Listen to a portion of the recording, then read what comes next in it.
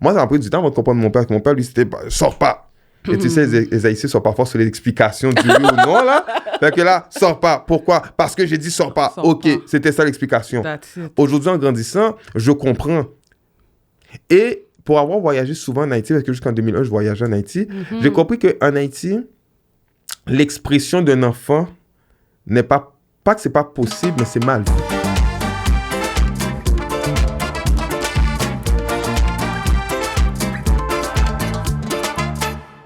Merci d'être venu dans mon podcast.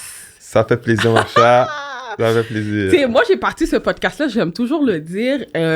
C'était même pas une idée que j'avais pensée vraiment, qui m'a pris du temps à penser. Okay. J'ai eu l'idée, 2 semaines après, le podcast était commencé. Mais qu'est-ce qui t'a amené à cette idée-là? Écoute, un élément déclencheur ou peu importe. Moi, tu sais, moi, je suis courtier immobilier, puis j'ai décidé de faire un peu les affaires différentes. De pas être la courtière immobilière traditionnelle qui force les gens à acheter, qui force les gens à vendre. Tu sais, je voulais être la courtière qui dit les vraies affaires. Puis au-delà de ça, je voulais aider les jeunes de ma communauté à sortir de leur zone de confort. À dire que peu importe d'où tu viens, que ce soit Montréal-Nord, Saint-Michel, RDP, nomme-les les quartiers, là, OK? Peu importe que tes parents n'ont pas d'argent, ta mère est monoparentale, si tu as un rêve, tu peux le réaliser. Donc, le but de ce podcast-là, c'était d'inviter des gens qui ne l'ont pas eu facile, mais qu'aujourd'hui sont entrepreneurs. Aujourd'hui, ils font qu'est-ce qu'ils aiment. OK? Fait que c'était vraiment le but, la raison pourquoi j'ai fait ce podcast-là. Puis je me suis dit, tu sais, je vais même aller au-delà de ça. L'année prochaine, en 2023, j'aimerais même faire la tournée des écoles.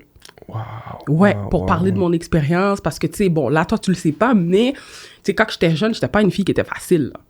Je sais même pas le nombre d'écoles que j'ai changées. Je pense que je pourrais même pas les compter sur mes doigts, le nombre d'écoles que j'ai changées. J'étais une fille à problème. Mes parents savaient plus quoi faire de moi, carrément, là, tu comprends? Et aujourd'hui, ben, je gagne super bien ma vie.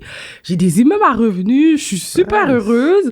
Fait que, tu sais, c'est là que je dis des fois, nos enseignants ou les gens, même des fois notre famille, vont penser que ce gars-là ou cette fille-là, sa vie est finie, là, tu comprends? C'est vrai. Mais quand tu as vraiment la volonté puis tu veux vraiment atteindre quelque chose, tu peux y arriver. Fait que c'est comme un peu dans cette optique-là que j'ai comme parti ce podcast-là.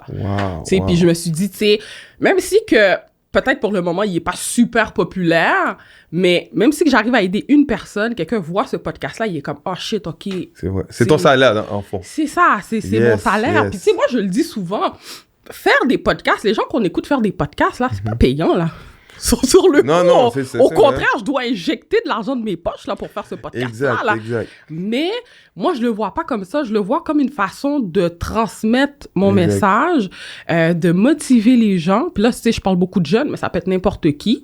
Puis de dire, OK, ben moi, je me vois en cette personne-là. Puis de te positionner, en fait. C'est ça. Non, ça, c'est bon. C'est ça. C'était vraiment mon but, là. C'est bon. Puis j'aime ça, qu'est-ce que tu viens de dire. Tu as mentionné que tu n'étais pas facile. Moi non plus, je n'étais pas facile. Moi, je me bagarrais, en fait. Je me bagarrais tout le temps. À chaque fois à l'école, je me bagarrais. Parce que j'étais quelqu'un qui était frustré. Frustré de quoi? Et jusqu'à présent, je suis encore comme ça. J'aime pas, c'est pas que je suis encore frustré. Dans le sens que j'aime pas ça me faire imposer. Et l'entrepreneuriat est une manière pour moi d'être libre. Mais quand on parle de liberté, tu vas me dire si tu es d'accord avec moi, Marcha, c'est une liberté responsable. C'est pas liberté à aller dans tous les programmes nocturnes du week-end, après ça, t'as plus d'argent. Non, c'est vraiment responsable.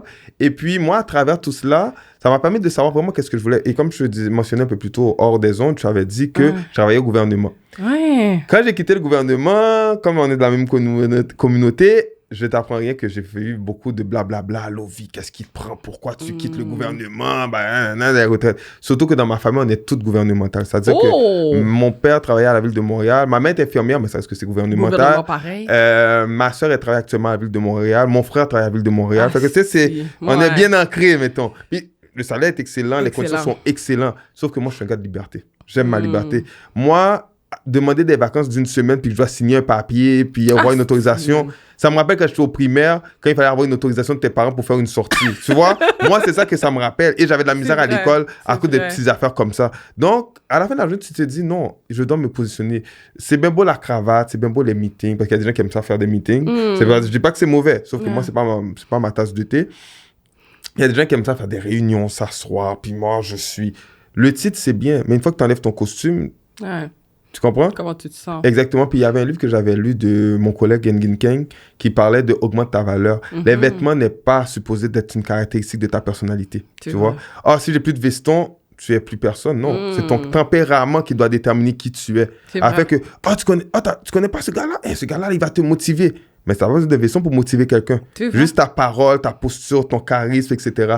Et c'est tout cela que l'entrepreneuriat me permet d'être, exactement. Mais tu vois, ce que tu dis, c'est fort parce que mais c'est pas que... Moi, j'arrête pas de dire la communauté haïtienne, mais c'est pas que chez les Haïtiens. Il y a beaucoup d'immigrants qui sont comme ça. C'est nous, les Haïtiens, là, nos parents, là, il y a comme 3-4 métiers qu'on peut faire. Tu comprends? Ils veulent qu'on les fasse, ces métiers-là. Exact. Si tu décides de sortir de cette boîte-là, à ce moment-là, c'est dead. Tu as signé ton arrêtement, là. Ouais. C'est dead, tu comprends? Exact. Moi, j'ai étudié en éducatrice à l'enfance. J'ai fait un deck là-dessus, j'ai travaillé un peu. Et quand j'ai décidé de, OK, non, ce travail-là n'est pas pour moi à cause des conditions de travail. Puis, tu sais, le matin, je me levais comme frustrée, là. C'était ça, là. On va pas te demander c'était comment ton lundi matin. Je me levais, j'étais frustrée, tu comprends? J'étais comme, non, je peux pas travailler dans cette affaire-là. Exact. Après ça, j'ai dit, OK, je vais aller faire mes études pour devenir courtier immobilier. Mais entre-temps, fallait bien que je travaille. Fait que j'ai été travailler à l'hôpital en entretien ménager. J'ai fait comme une transition. Là, ça fait toute une histoire parce que pour mes parents, c'était comme marcher un diplôme. Elle a été à l'école, puis elle se ramasse à travailler à l'hôpital en entretien ménager. Tu sais, c'est comme pour eux, c'est humiliant. Exact. Tu comprends? Mais l'affaire, c'est que moi, je le sais que c'est une transition. Si je ne veux pas passer ma vie là, c'est un emploi que j'ai pendant 6-7 mois. Ça faisait partie de ton plan. Exactement, le temps. Puis, by the way, même quand j'ai travaillé à l'hôpital, je travaillais à l'hôpital Sainte-Justine, je me suis rendu compte que, la plupart des gens qui travaillaient avec moi, là, c'était toute de la transition. Wow! C'était toute la transition. Je m'attendais pas à ça, mais c'est nice. Mais sur le coup, toi, tu le sais pas. Tu dis, Colin, le gars, il a pas d'ambition, la fille a pas d'ambition, elle est en train de... mais tu connais pas la vie de la personne. Tu le sais pas. Tu comprends? Il y en a là qui étaient avec moi, c'est des enseignants, là. Puis ils étaient là, ils y marchaient, on est là comme transition, on vient accumuler notre mise de fonds pour acheter notre maison, après ça, bye. Fait que tu sais, des fois, on est là, on juge les gens, mais tu le sais pas. Exact. C'est ça. Fait que c'est pour ça que je trouve des fois c'est dommage. Nos parents vont avoir cette tendance-là de dire OK, c'est pas la carrière que je voulais que tu fasses. Puis si tu te rentres dedans, ben c'est pas que je vais te renier, mais je vais être déçu. Ouais, je comprends. Puis dans le même sens que toi, moi je comprends les parents aussi. Tu sais, ça m'a pris du temps, mais je comprends les parents parce qu'ils ont fait le plus gros parti, la plus grosse partie, c'est-à-dire quitter le pays pour venir ici. Les gens se rendent pas compte forcément, ceux qui sont nés ici. Je pense que c'est né ici aussi. Moi, je suis né ici. Moi, j'ai toujours qu'on est la première génération qui est née hors du pays. Les gens se rendent pas compte que c'est je dirais pas une chance, mais c'est une opportunité. J'aime mieux utiliser le mot opportunité. Pourquoi opportunité? Parce que lorsqu'on est fait dans un pays comme le Canada, États-Unis, France, etc., et j'en passe, cela, ça ne veut pas dire qu'on est sur le même pied d'égalité, mais cela veut dire qu'on a déjà plus d'outils en notre possession. Maintenant, on te fournit l'outil, c'est à toi de savoir qu'est-ce que tu fais avec l'outil. Qu'est-ce que tu fais avec? C'est même le meilleur parallèle que je fais, c'est le couteau. Tu peux faire des plus beaux gâteaux de la planète avec ton couteau, de la même manière que tu peux être le plus grand tueur en série avec le même couteau. Donc, ça dépend qu'est-ce que tu fais avec. C'est vrai. Et nos parents, eux, quand ils ont quitté le pays pour venir ici, c'est pour te donner le meilleur. Maintenant, le meilleur, c'est quoi? Et c'est ça la question qu'il faut qu'on se pose. C'est quoi le meilleur? Le meilleur dans leur conception à eux, c'est par rapport à qu'est-ce qu'ils ont connu en Haïti. Et une fois que tu rentres ça dans ton mind, là, tu viens de comprendre pourquoi ils te disent, OK, tu dois rentrer dans ce carré-là, dans ce carré-là, dans ce carré-là, dans ce carré-là. Une fois que tu sors de ces carrés-là, ils ne savent plus. En fait, c'est le fait qu'ils ne peuvent plus te guider. Dès qu'ils ne peuvent plus te guider, c'est pas bon. C'est pas eux qui vont pas faire l'effort d'aller chercher une formation parce que l'effort, ils l'ont fait juste à t'amener ici. Donc, à ce moment-là, là, ils vont te dire, écoute, j'allais dire m'absuivre, mais je vais te suivre, je vais te regarder, je vais voir où est-ce que tu t'enlignes. Et ça me fait rire parce que moi, je me rappelle au début, ma mère surtout ma mère était très sensible là-dessus parce que comme on a mentionné un peu plus tôt, on était des enfants à problème. Donc, tout le monde disait, ton enfant, il ira nulle part, regarde avec un comportement comme ci, comme ça, ta. Quand je suis rentré au gouvernement, ma mère, elle a réalisé ça à toute sa communauté. Mon fils est au gouvernement, ta. Quand j'ai quitté le gouvernement, problème. Mon fils a quitté le gouvernement, je sais pas qu'est-ce qui se passe avec lui, ta. Là, ma mère disait, il fait une affaire que, bon, c'est entrepreneuriat. Mais tu sais, ma mère comprend pas trop, elle sait pas trop c'est quoi. Ouais. OK. Maintenant que je suis rendu à l'international, mon fils est partout, il est Qu'est-ce que j'essaie de faire comprendre? Ça me revient à ce que mon père me disait, que ce côté de mon père sont très philosophiques. Ça me rappelle le fait que mon père me disait toujours, ce n'est pas aux autres de dire qui tu es, mais c'est à toi de dire aux autres qui tu es. Parce que dès que tu dis aux autres qui tu es, c'est parce que tu te connais assez bien pour savoir quoi faire, pour mettre un plan efficace pour extérioriser ta valeur afin que tout le monde dise « Wow, bonjour Monsieur Michel, bonjour Madame Marchal, etc. » Et c'est là que les gens ont comme problématique. C'est parce qu'on a tellement peur de décevoir nos parents qu'on refoule nos ambitions, on refoule nos rêves et ça devient de la colère. C'est vrai. En psychologie, ils appellent ça du refoulement. Et ça joue sur nos comportements. Et souvent, ça va transparaître aussi sur la relation avec vos enfants. Et c'est-à-dire que maintenant, tu te défoules sur tes enfants, cette colère, tu ne pouvais pas le faire sur tes parents parce que tes parents ont l'autorité, on s'entend? Donc, tu le fais sur tes enfants et tes enfants ne comprennent pas. Ouais. Moi, je me rappelle quand j'étais jeune, on me sortait des paroles bizarres. Par exemple, je vais donner un exemple. Par exemple, quand mes parents nous avaient inscrits à des cours de tennis. OK. Et puis, ils ont dit, c'est rare des noirs dans un cours de tennis. C'est... Ou bien d'autres contextes, j'allais au parc. C'est rare des rares qui vont au parc. Et moi, au début, je comprenais pas. Je portais pas attention, puis je comprenais pas. Jusqu'à ce qu'on grandisse, j'ai remarqué qu'on n'a pas cette relation parent-enfant où ce qu'on apprend à l'enfant à se développer. Ouais. Nous, c'est plutôt, Lovie va faire des commissions. Lovie, il manque 3 bananes, va. À 7-8 ans, la Marcha, sincèrement, je connaissais tous les supermarchés, les spéciaux du quartier. C'est pas normal, OK? Je te dis d'avance, ce n'est pas normal. Mais c'est une réalité que plusieurs jeunes connaissaient, sauf que moi, la particularité, c'est que j'avais des activités à part de la tradition des commissions. Absolument. Tu comprends? Absolument. Donc, je pense que les jeunes doivent apprendre à pouvoir... Je ne dis pas de défier vos parents, c'est pour ça que je vous envoie faire.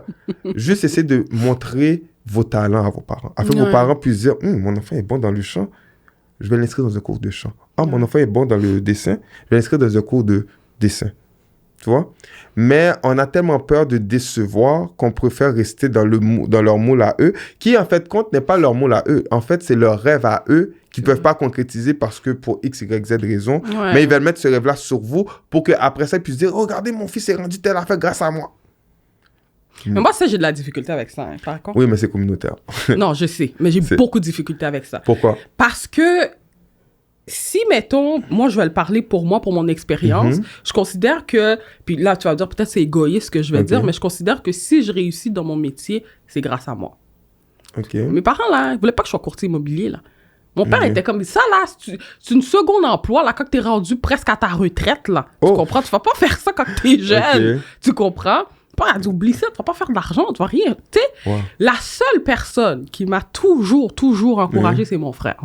OK?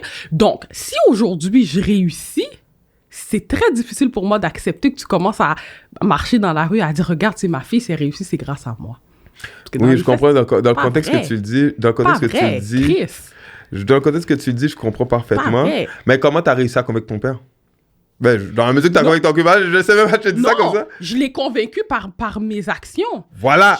C'est comme ça que je l'ai convaincu. Bien qu'il me le dira jamais, parce que les Haïtiens sont très orgueilleux. Tu comprends? Mais je l'ai convaincu par mes actions. Exact. Tu comprends? Parce qu'il voyait que je travaillais beaucoup. Il me voit sur les réseaux. Tu sais, le monde me voit sur les réseaux sociaux. Lui aussi, tu penses qu'il en entend pas parler, là? Il en entend parler, lui aussi. Mais il se manifeste pas plus. Non. Mais est-ce qu'il le dit à ses amis? Ça, je sais pas. Je sais pas. Je peux pas te dire. Tu peux le savoir par... Ça, je sais pas. Quoique, à un moment donné, il y avait, il y a à peu près 2-3 semaines, il y a un membre de la famille qui est venu, il sortait des États-Unis. Puis, il dit, comment qu'elle va Marcha, etc. Puis, il dit, mais Marcha est courtier. Marcha, tout le monde connaît Marcha. Il a dit ce commentaire-là. Puis là, moi, j'ai rien dit par rapport à ça. Mais ce que je trouve plate, c'est que oui, c'est vrai que t'as raison. OK, c'est culturel, nos parents, ils connaissent que ça. Mais je pense qu'aussi que faut faire l'effort aussi, parce que c'est trop facile de dire « Ah, moi, je connais, tu sais, la mentalité d'Haïti. » Comme mon père, il va te dire... Moi, ma mère, c'est pas qu'elle a pas fait grand-chose pour moi, mais ils m'ont déposé à Montréal, ils sont partis. OK. Fait que, tu sais, pour lui, la conception de tu dois faire des efforts si tu veux atteindre quelque chose, même si moi j'ai la capacité de t'aider, je t'aiderai pas.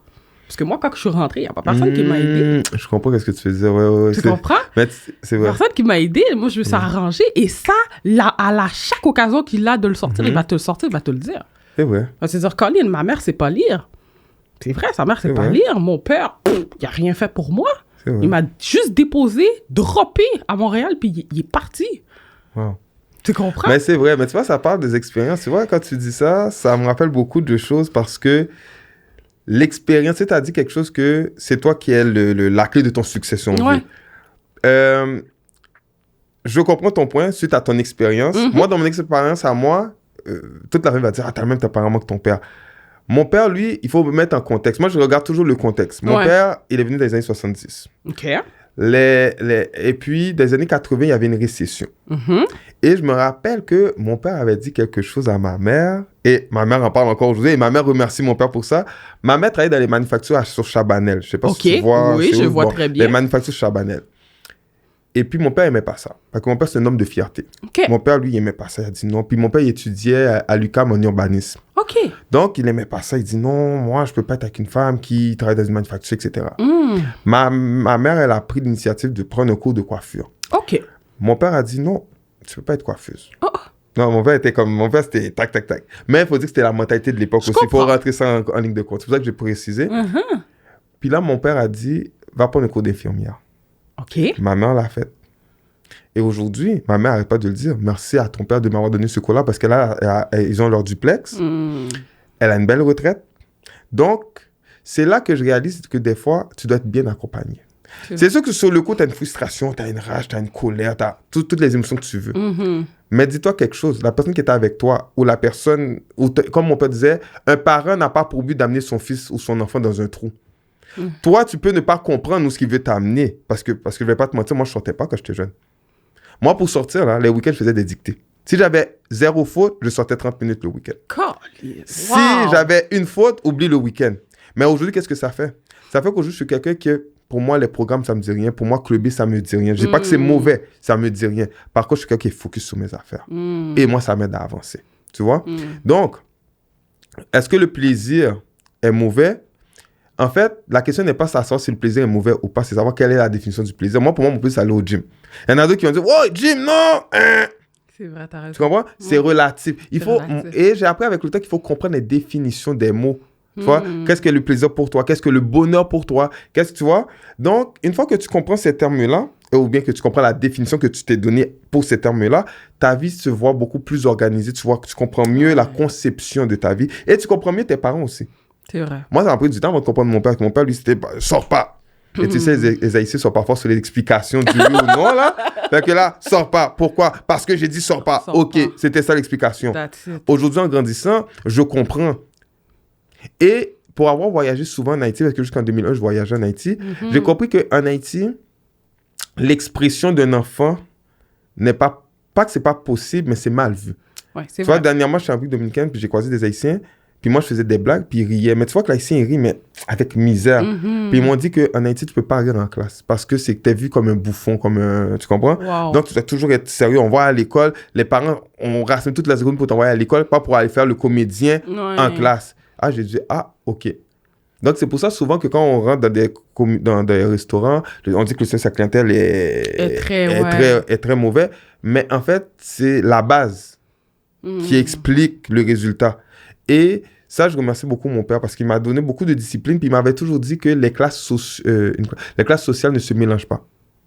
C'est vrai, en Haïti, les classes sociales ne se mélangent pas. Ici, tout le monde, ça devient comme un bouillon. Tout le monde est là.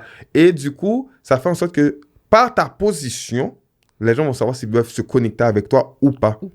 Et c'est là que j'ai compris. Et c'est ça qui m'a beaucoup aidé dans la vie, d'avoir des bons contacts. Il y a des personnes que j'ai perdues pendant mon évolution. Il y en a d'autres que ça a tissé des liens.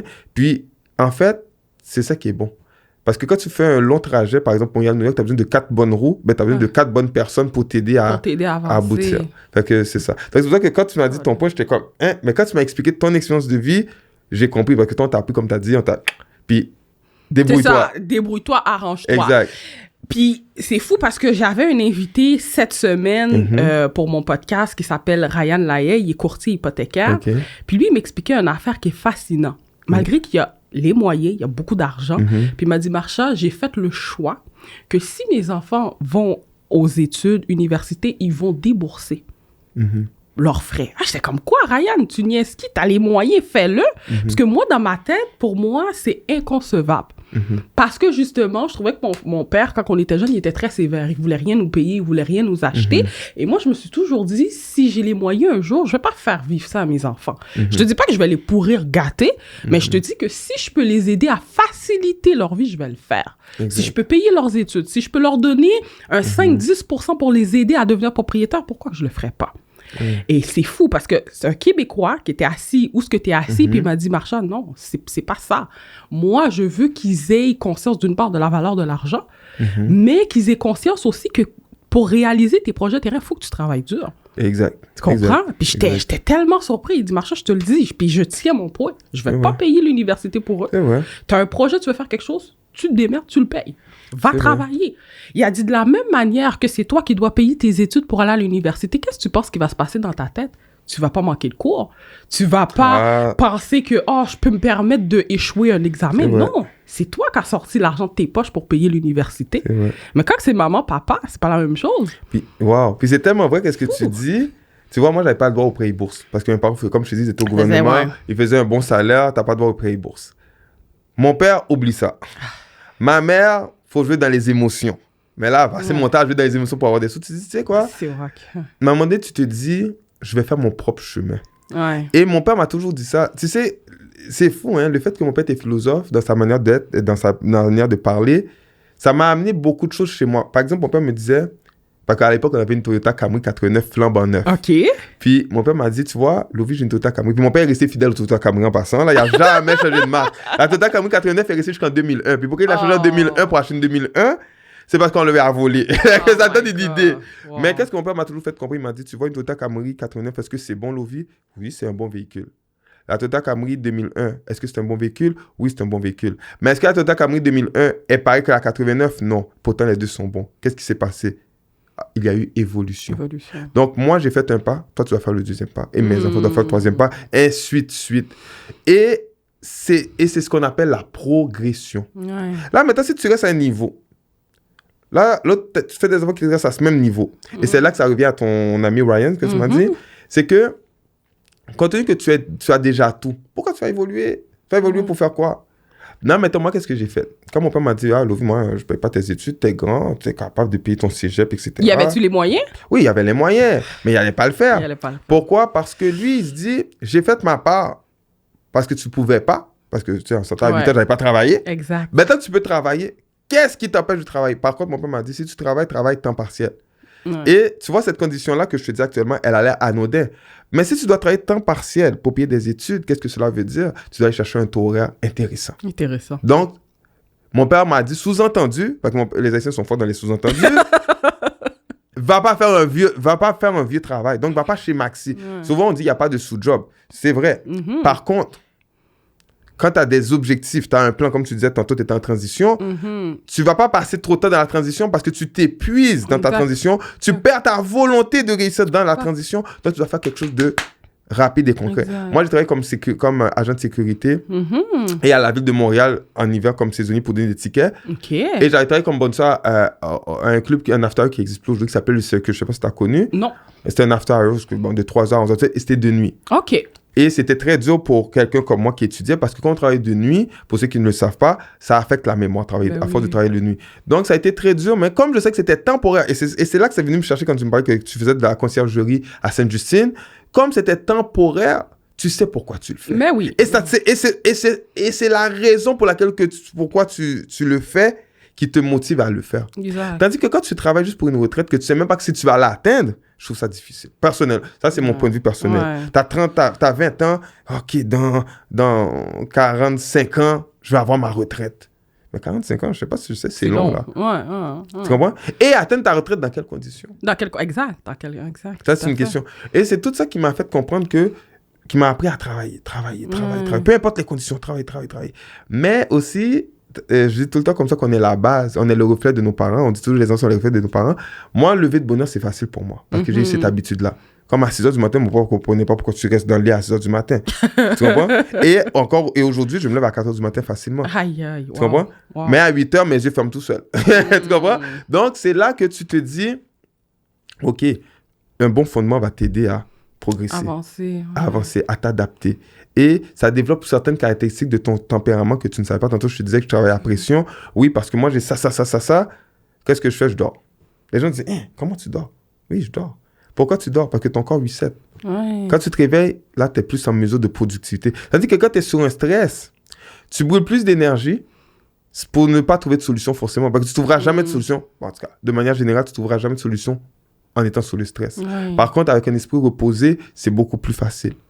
C'est pour ça qu'il y a des gens qui disent, toi, quand tu es stressé, tu fais quoi? Je dors. Oh. Et ça fait aussi que ton corps tombe pas en maladie aussi. Parce que n'oublie pas une chose, tu es stressé, tu dors pas la nuit parce que tu es trop stressé, parce que tu réfléchis. Là, tu dois travailler, tu fais un 8 heures sous stress et tu restes réveillé. Pour recommencer ce cycle-là, du lundi au vendredi, admettons, pendant une année, tu te tues à petit feu. Tandis que quand tu dors, tu te reset. Je dis pas que tu vas trouver une solution après une semaine. Par contre, tu te rapproches de la solution. Ça, je peux te le garantir, tu te rapproches de la solution. Donc, c'est des techniques comme ça qu'il faut mettre en place pour pouvoir aider à progresser. Tu vois? Même avec... Est-ce que c'est ça qui t'a aidé? Parce que là, pour ceux qui ne le savent pas, tu es entrepreneur. Ah oui! Oui, effectivement. Parle-nous un peu de ça, là.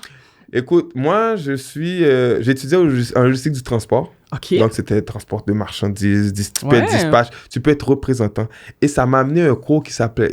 Il y avait un cours qui était intégré là-dedans qui s'appelle la neuroscience. Okay. Ça, c'est la vie. Je te dis, c'est la vie. Ah ouais? Je vais t'expliquer ça tantôt, mais c'est la vie. Et puis, j'ai travaillé pour le gouvernement, comme mes parents étaient gouvernementaux. J'ai suivi la tendance jusqu'à ce que je dis non. Avoir mon bureau avec une fenêtre, puis tu regardes la vie dans la fenêtre, puis tu regardes le soleil se lever, se coucher. Je dis non, c'est pas pour moi. Et puis, un jour, je me suis dit, qu'est-ce que j'aime? Et c'est là que je parle de ton tempérament. Tu sais, tantôt, on disait qu'on était des enfants pas faciles.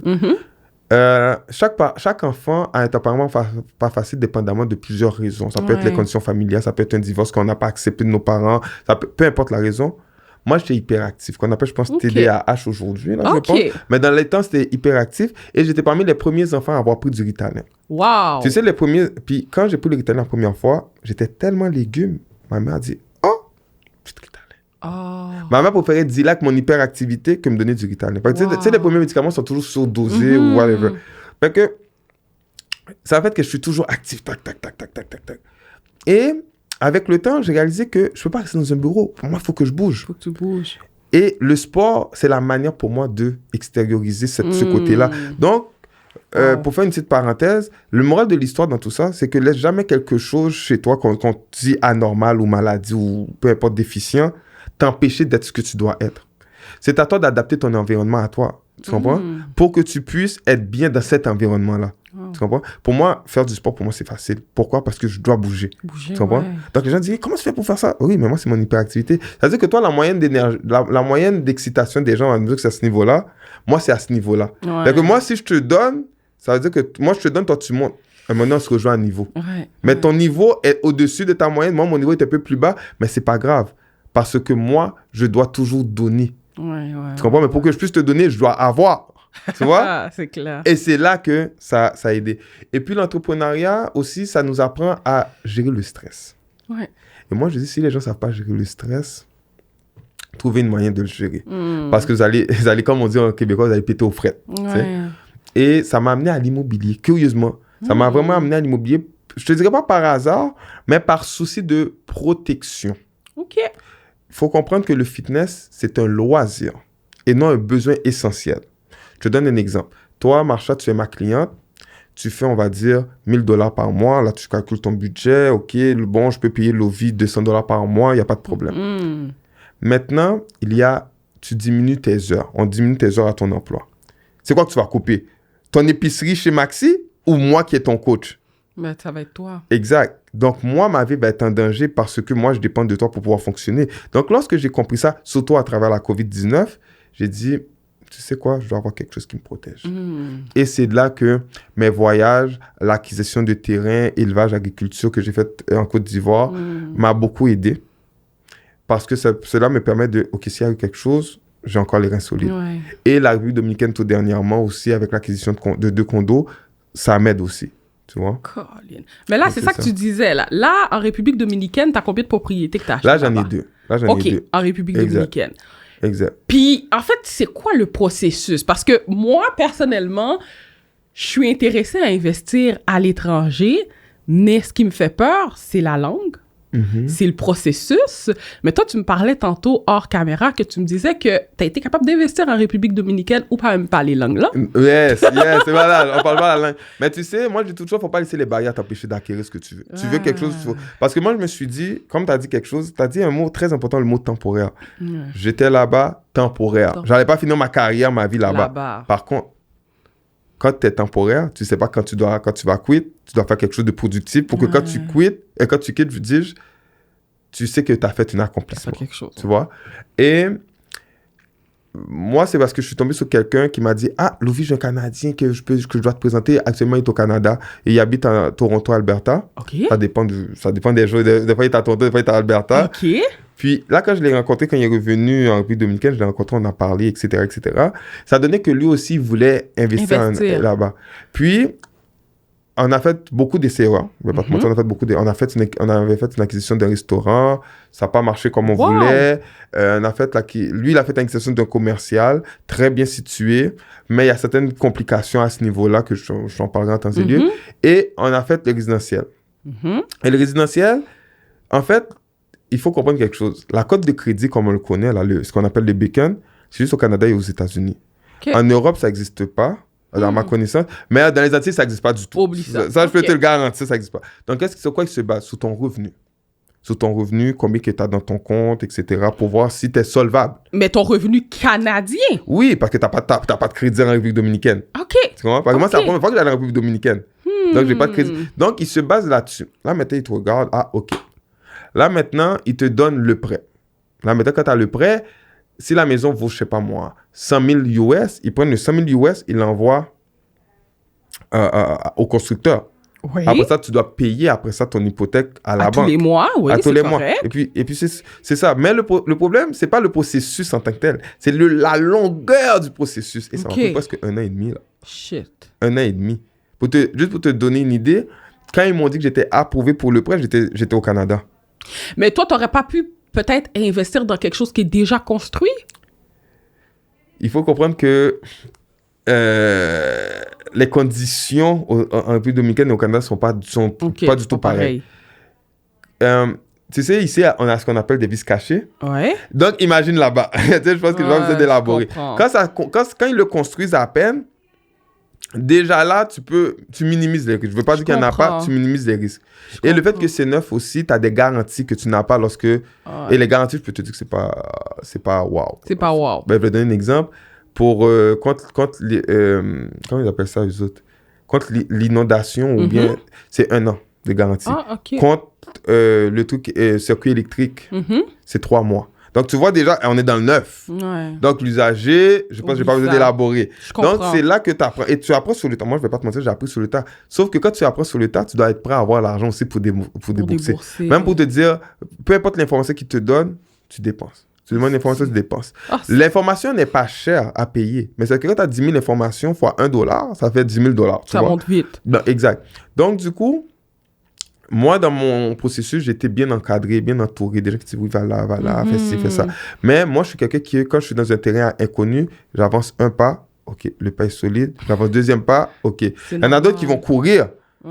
Courir, ça peut être bon comme ça peut pas être bon. Je reviens à Mario Bros. Tu sais, Mario Bros, quand il courait, là, dans le jeu de Nintendo, je parle de Nintendo, là, quand il courait, il sautait, t'avançais vite, puis tu tombais jamais. Ouais.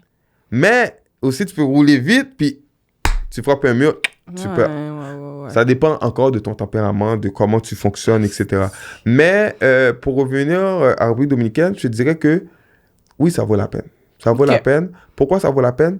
Les coûts d'acquisition sont beaucoup moins chers qu'à Montréal, ça c'est sûr. Pour la simple et bonne raison que, une des raisons est que, par exemple, on n'a pas de système de chauffage là-bas. Déjà, un système de chauffage, tu sais mieux que moi, ça coûte un bras dans une maison. Ici, là-bas, c'est plus l'air climatisé qu'il faudrait que tu ajoutes. Mais tu n'es pas obligé d'ajouter de l'air climatisé, tu peux avoir ton ventilateur. Mais ici, tu n'as pas de chauffage. Tu vas acheter quoi, une chaufferette? C'est vrai. La chaufferette consomme plus d'électricité que le vent. Parce que le vent, lui, il tourne, mais il prend le vent extérieur, puis bon, tu comprends? Détecteur d'alarme. Détecteur de fumée, dis-je. Oui. Il n'y en a pas là. Ben, ça dépend où ce que tu es, mais moi, ce que je suis, il n'y en a pas. Il n'y en a pas. Mais aussi, il faut comprendre aussi que, comment dirais-je, c'est rare qu'il y a des incendies vraiment. Là-bas. C'est vraiment rare. Tu vois? Parce que, faut comprendre que les faux, par exemple, marchent au propane.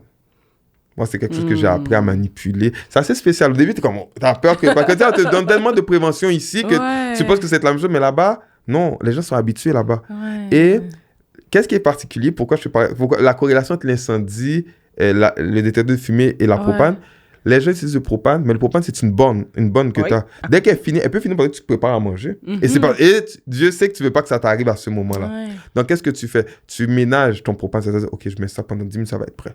Donc, comme tu contrôles beaucoup, tes risques d'oublier de la nourriture sur le feu est très minime, tu vois? Minime. Donc, c'est tout ça qui est fun. Tu découvres, tu apprends, tu es comme, comment ils vivent comme ça? Puis quand il y a une panne de courant, ça affecte en rien ton propane. Tu prépares à manger. Pareil. C'est pas comme ici, tu as une panne de courant, oh, qu'est-ce que je fais? Ouais. Tu vois? Donc, c'est pour ça que les gens, des fois, quand ils me disent, mais Louis, comment tu fais pour vivre là-bas? Ils ont des ouragans. Et des fois, j'ai vu que le poteau qui tenait l'électricité est parti. C'est vrai. Mais ça n'a aucun rapport avec le propane. Le propane n'a pas besoin d'électricité. Là. Le propane, tu as besoin d'une bonne... Comme un barbecue, dans le fond. Ton barbecue, il fonctionne même s'il n'y a pas d'électricité chez toi. C'est le même concept. Donc, tu vois, ils sont comme préparés par rapport à leur réalité. Oui. Donc, cela coûte moins de coûts à la construction en soi. Moins de fils électriques à promener, puis etc., etc. Donc, c'est tout ça qui fait en sorte que c'est différent là-bas. Mais concrètement, là, toi, ton investissement que tu as fait, ça a coûté combien et combien en termes de cash down, de mise de fonds t'as dû mettre? Ça m'a coûté, là, je vais parler en US, ça va coûter... Il y a un condo que j'ai, parce que l'autre, je suis en train de le vendre, c'est pour ça. Là. Je vais te parler de celle que je garde, là. Ouais. 32 000 US. Cash down, 6 000. 6 000 US, on s'entend. Et par contre, c'est 3 chambres, 2 toilettes, puis cuisine, salon. 32 000 US. Oui, mais par contre, tu dois comprendre quelque chose. Les pièces là-bas sont petites. C'est pas des grosses pièces comme on a à Montréal. C'est des petites pièces. Les pièces sont petites. Oui, mais c'est pas grave. Mais si demain matin, tu le mets sur Airbnb en termes de location... T'as tout compris. C'est ça, moi. T'as tout compris. C'est ça. C'est ça que je fais. Justement, c'est $50 US par jour. OK. $50 US, donc tu fais ça, c'est une semaine, donc 350. Maintenant que par chance, tu as quelqu'un à chaque semaine, tu fais 350 fois, par exemple, fois 4, ça fait... 350 fois. Parce qu'on s'entend que ton 32 000, là... Ça fait 14 000, je pense, 1400. 350, 1400. 1400 par mois. Ouais. Si tu as besoin de prendre chaque semaine, 1400. 1400 par mois. Mettons que tu es arrivé à louer tout le mois, là. Tu es vraiment chanceux. Ouais, c'est ça, exact. C'est pas facile, mais tu es vraiment chanceux. Donc, pour l'année, c'est 16 800 $ pour l'année. Exact. Sur un foutu condo que tu as payé à 32 000 $. Exact. Et ça a pris de la valeur entre-temps. Tu ne dois pas oublier que ça a pris de la valeur. Ça a pris de la valeur pourquoi? Parce que moi, je suis dans un nouveau quartier que ça fait 3 ans que ça existe. Donc, ils sont en train de développer continuellement. Là, maintenant, c'est sûr que ça augmente. C'est sûr que ça a pris de la valeur. Tu vois? Moi, la dernière fois que j'avais fait évaluer, c'était au mois de... J'avais eu l'approbation en juin... pas juin qui vient de passer, mais l'autre juin d'avant. Juin 2021, j'ai eu l'approbation. En janvier qui vient de passer, ça valait déjà 7 000 US de plus.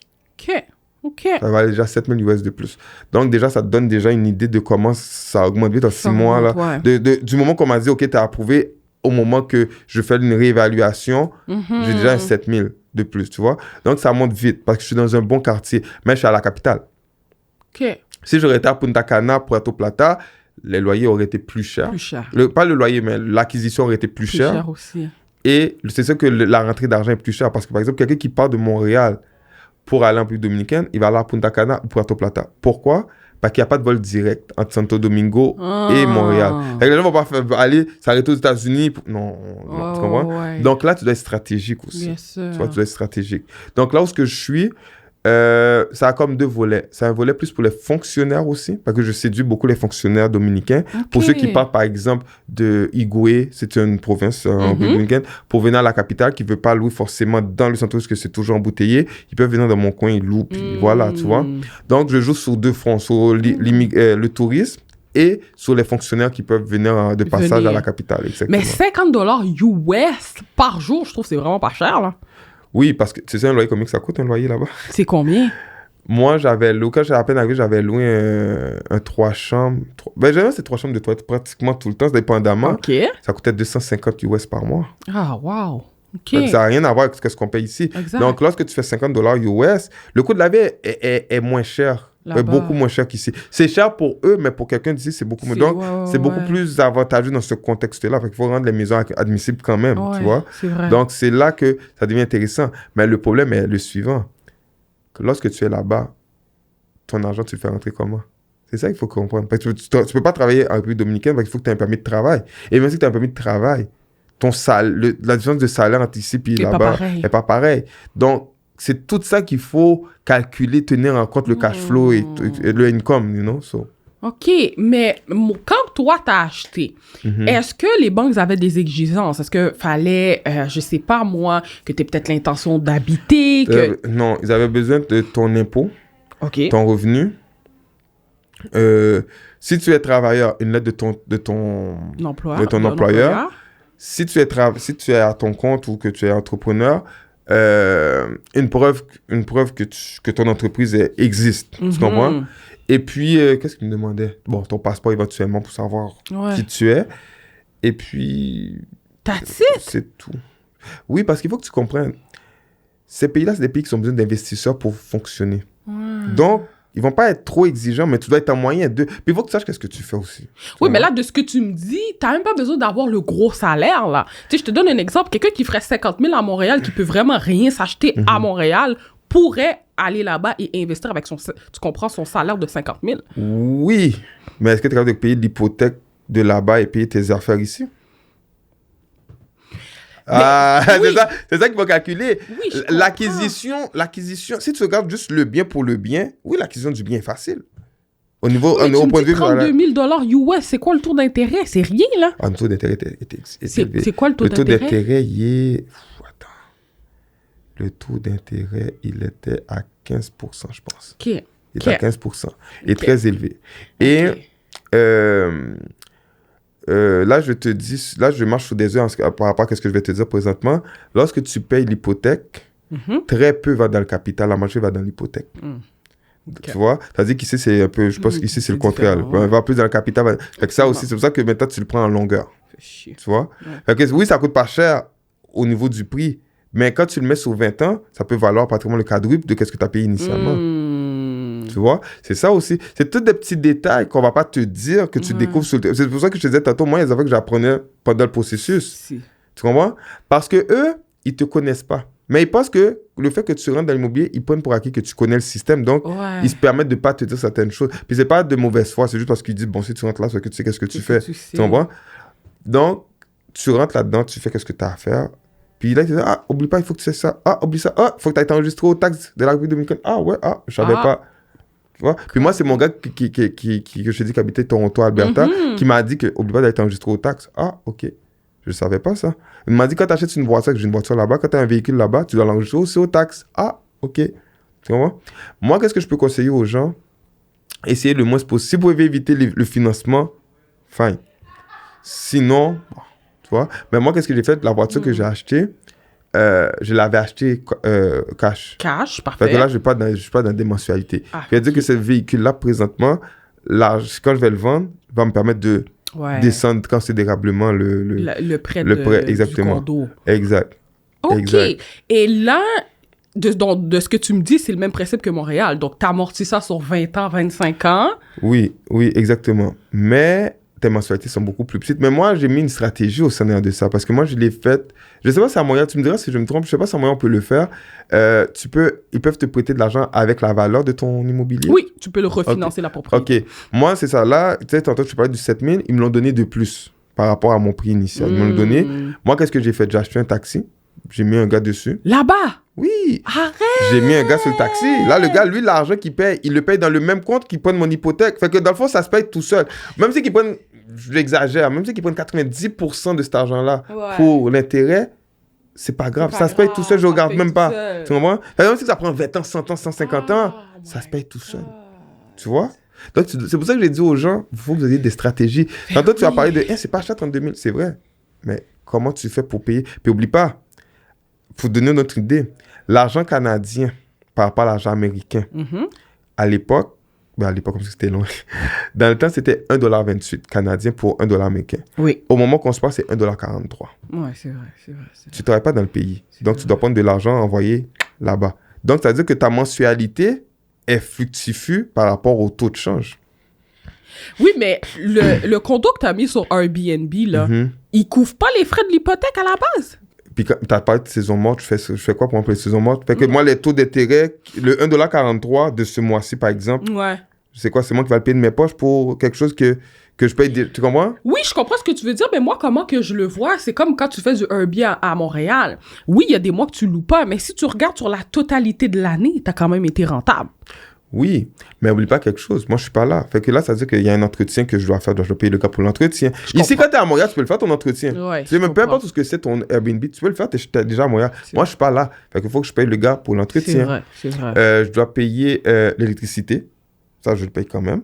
L'Internet, que tu sois là ou pas, je le paye quand même. Là, tu vas me dire qu'ici aussi, c'est pareil. Oui, mais ici, tu peux quand même en jouir quand même. Maintenant que tu t'es tanné d'être à Montréal, tu as un chalet, tu fais du Airbnb. Tu bloques ton Airbnb, tu vas dans ton chalet, tu vois. Moi, je peux pas. Tu comprends? Donc, c'est tous ces petits détails-là que moi, j'ai dû dire, faut que je trouve une solution pour que l'argent rentre. Parce que j'étais conscient qu'il y avait un taux d'intérêt qui fructifie.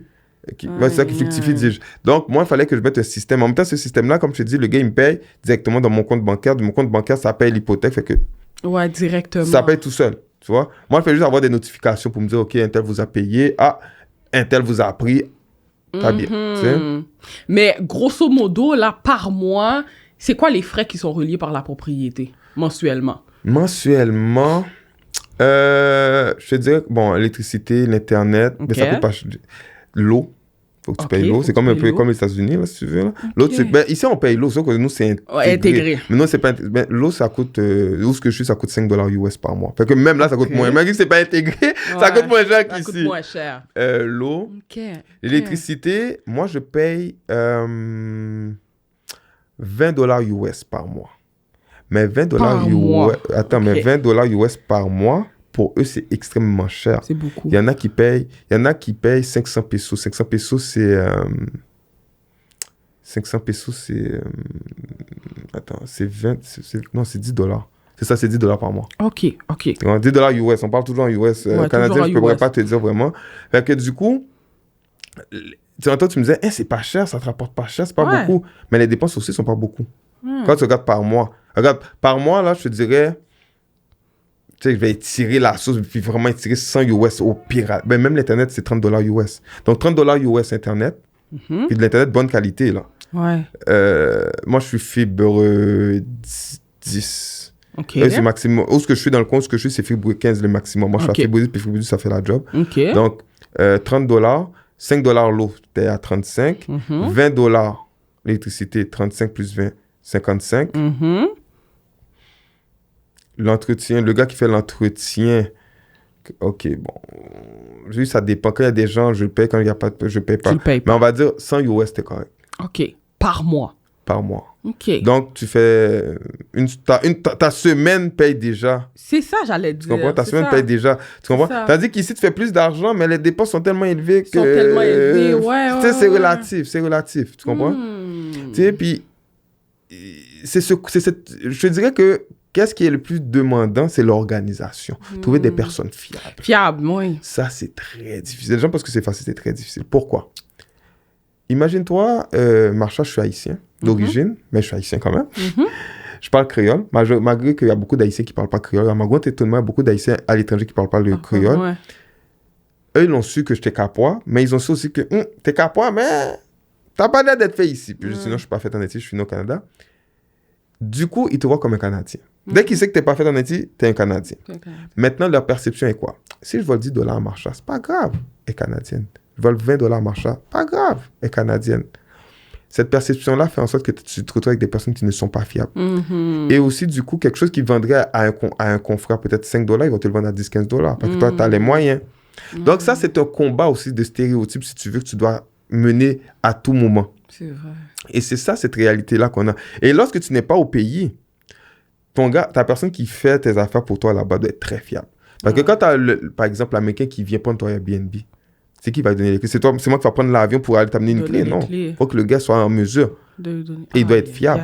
Tu vois? Et c'est ça que... C'est pour ça que je te dis, c'est l'organisation qui est difficile. L'acquisition, tu le fais une fois, puis tu as fini après ça. Mais ouais. Mais l'organisation, c'est à toute haleine, tout le temps. Ah, j'ai quelqu'un qui vient à l'aéroport à minuit. Est-ce que tu peux être là à 1h du matin pour lui donner les clés? Ah, j'ai un examen demain matin, mettons, par exemple. Ouais. Ah, je travaille demain matin.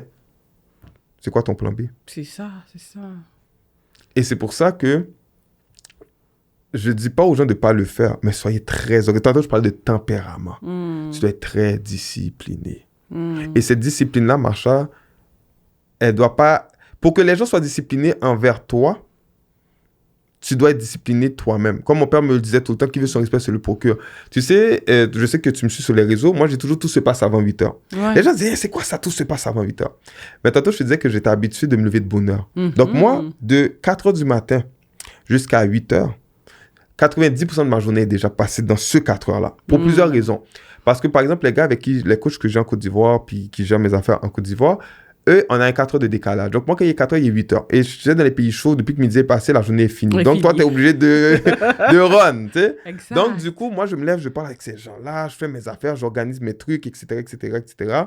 Qui fait que moi, à partir de midi, je ne dis pas que j'ai rien à faire. C'est juste que c'est plus relax. Donc, moi, quand je vois le trafic, je vois que les gens ont la rage, je dis merci. Tu sais, quand ils me font des drôles de gestes bizarres, merci. Parce que je sais que ce que j'avais à faire, je l'ai fait le matin. C'est fait. Tu vois? Ah, moi, je suis pas un lève-tôt. OK. Ça se pratique. Commence à te dire, OK, bon, moi, si tu te lèves, par exemple, à 8 heures, tu commences à 7 heures. Tu te lèves à 7 heures, tu es à l'aise avec le 7 heures, 6 heures. Après ça, 5 heures. Mais aussi, quand tu te lèves de bonne heure, habitue-toi à préparer tes affaires la veille. À l'avant. Tes vêtements que tu vas porter. Par exemple, pour venir à notre rencontre, tu prépares tes vêtements d'avance, ton lunch d'avance, ou ton café, tu le mets, je sais pas, il y a des cafés qui sont automatiques, comme par exemple à 5 heures, par le café. Ouais. Tu vois, c'est des affaires aussi simples que ça. Tout est dans l'organisation. C'est fou, je t'écoute là, puis je suis comme, moi, je suis tellement pas cette fille-là. Vraiment pas. Non, toi, t'es comment, toi? Toi, tu fonctionnes comment? Non. Moi, là, c'est pas que je suis indisciplinée, mais c'est que je peux pas planifier mes affaires à l'avance. Qu'est-ce qui t'en empêche? Mon type de personnalité. J'aime pas ça. Okay. C'est comme, mettons, je donne toujours cet exemple-là. Quand que j'ai une liste de choses à faire, important, aujourd'hui, il faut que je la fasse. De 1 à 10. Le réflexe que les gens vont dire, c'est que probablement le 1, c'est le plus important. On va dire, ah, elle l'a mis. Non, moi, même si c'était le plus important, il y a des fortes chances que je commence avec le 7. Ah, okay. C'est bizarre, mais c'est comme ça que je suis. Mais tu comprends? Tu sais, qu'est-ce que tu me dis? Ça me rappelle un peu moi quand dans les premiers temps que j'habitais en colocation. Dans mon désordre, je me retrouve. Exact. Hey yo, t'as eu tes clés, mes clés sont là. Maintenant, tu dois trouver un tas de vêtements. Mais je sais qu'il est en dessous du tas de vêtements. Ah, tu sais, c'est un peu... Exact. Mais dès que tout est arrangé, oui, mes clés sont où? C'est ça. La clé est devant toi, là. C'est ça. Non, parce que tout est trop... T'es comme ému par l'organisation, tu sais. Mais il y a une autre affaire aussi que j'applique même avec mes enfants actuellement. J'avais un cours que j'avais, mais c'était M. Mizouni, je n'oublierai jamais son nom. On avait un cours de méthodologie. Maintenant, je pense qu'on le donne plus au secondaire. Un cours de méthodologie, ça aussi, c'est la vie. Il y a plusieurs manières de s'organiser. C'est pour ça que comment toi, tu t'organises, je ne dis pas qu'il est mauvais, parce que tu as dit un mot-clé. Tu l'as matché avec ton tempérament. Ouais. Et quand tu matches quelque chose avec ton tempérament, il est bien. Il est à l'aise. C'est ça. Ton taux de stress est low. Moi, je vais être comme, yo, Marsha, comment tu fais pour être comme ça? Lovi, calme-toi. Ouais. Pourquoi t'es excité? Moi, je suis relax. Tu vois? Ça. Et dans ces cours de méthodologie, il y avait quelque chose qui disait, tu as plusieurs manières de faire tes devoirs. Parce qu'à l'époque, je suis au secondaire, je faisais mes devoirs. Tu peux commencer par la matière la plus facile. Donc, ça veut dire que tu vas faire ça très vite. Et après ça, tu finis par le plus difficile. Comme ça, tu as tout ton temps pour le faire parce que tu n'as plus rien après. Ça, c'est une manière de travailler. La deuxième manière de travailler, il y en a plusieurs, mais je te donne ceux que j'utilise encore aujourd'hui. Commence par le dernier cours que tu as fait et remonte. Exemple, moi, si j'entraîne 5 clients aujourd'hui et je veux faire un suivi, je commence toujours par la dernière parce que c'est frais dans ma tête. Tu vois? Donc, comment a été l'entraînement hier soir? Puis je le fais le lendemain, là. Comment a été l'entraînement hier soir? Ah, ça a été ta. OK. L'autre, ta. L'autre jusqu'à la première. Tu vois? Et il y a une autre technique que j'utilise beaucoup, c'est la sieste. Ça, là, c'est quelque chose que je négocie pratiquement pas. Wow! Moi, là, tu vois, comme je vais le dire dans les zones, là, après toi, je m'en fais une sieste. Là. Wow! Pourquoi la sieste? Mais en même temps, Lovely, tu te réveilles à 4 h du matin, là, j'espère. Là. Oui, c'est vrai. C'est vrai, mais tu serais surpris que il y a des gens qui se lèvent à 4 h du matin qui peuvent même pas créer un temps de sieste. Il y a des gens, par exemple, qu'on leur donne 1 heure de pause, ils vont te trouver, te dire que c'est pas assez, 1 heure de pause. Il y a des gens qu'on leur donne 1 heure de pause, ils n'ont pas mangé dans leur 1 heure de pause. T'as fait quoi pendant 1 heure de pause? Dieu seul sait qu'est-ce que t'as fait. Tu comprends? Ouais. Donc, avoir une sieste, c'est quelque chose qu'il faut que tu crées ce temps-là. Et je l'ai tellement bien créé que moi, généralement, vers 1 heure, 1 heure et demie, puis après ça, je me réveille à 3 heures comme si de rien n'était, puis je vais chercher mes enfants, puis je fais mes affaires, tu vois? Donc, c'est des affaires que tu dois façonner chez toi. Et comme tu l'as dit, je le répète, tout doit marcher avec ton tempérament. Exact. Si ça marche pas avec ton tempérament, non. Ah, moi, je me lance en immobilier parce que tout le monde est en immobilier, font de l'argent, moi, je vais me lancer là-dedans. Mais c'est beaucoup ça, non. hein? Marsha travaille fort. Elle passe des nuits blanches. Elle est capable de passer des nuits blanches. Un tel, lui, il est toujours en meeting. Il aime ça, les meetings. Fait que lui, c'est l'ancien immobilier parce que les meetings, il aime ça organiser. Il faut que tu prennes un tempérament chez toi qui match. Tu comprends? Moi, je t'ai dit, c'est une situation qui m'a amené dans l'immobilier. C'est pas parce que je dis pas que j'aime pas l'immobilier, mais j'apprends à l'aimer. Parce que je suis comme, c'est pour ça, moi, je te dis, je suis très organisationnel. Dans l'immobilier, il y a beaucoup d'organisation. C'est ça qui vient me chercher. Tu vois? Donc, il faut que les gens comprennent ça. Si c'est l'argent qui te motive, je te garantis un flop.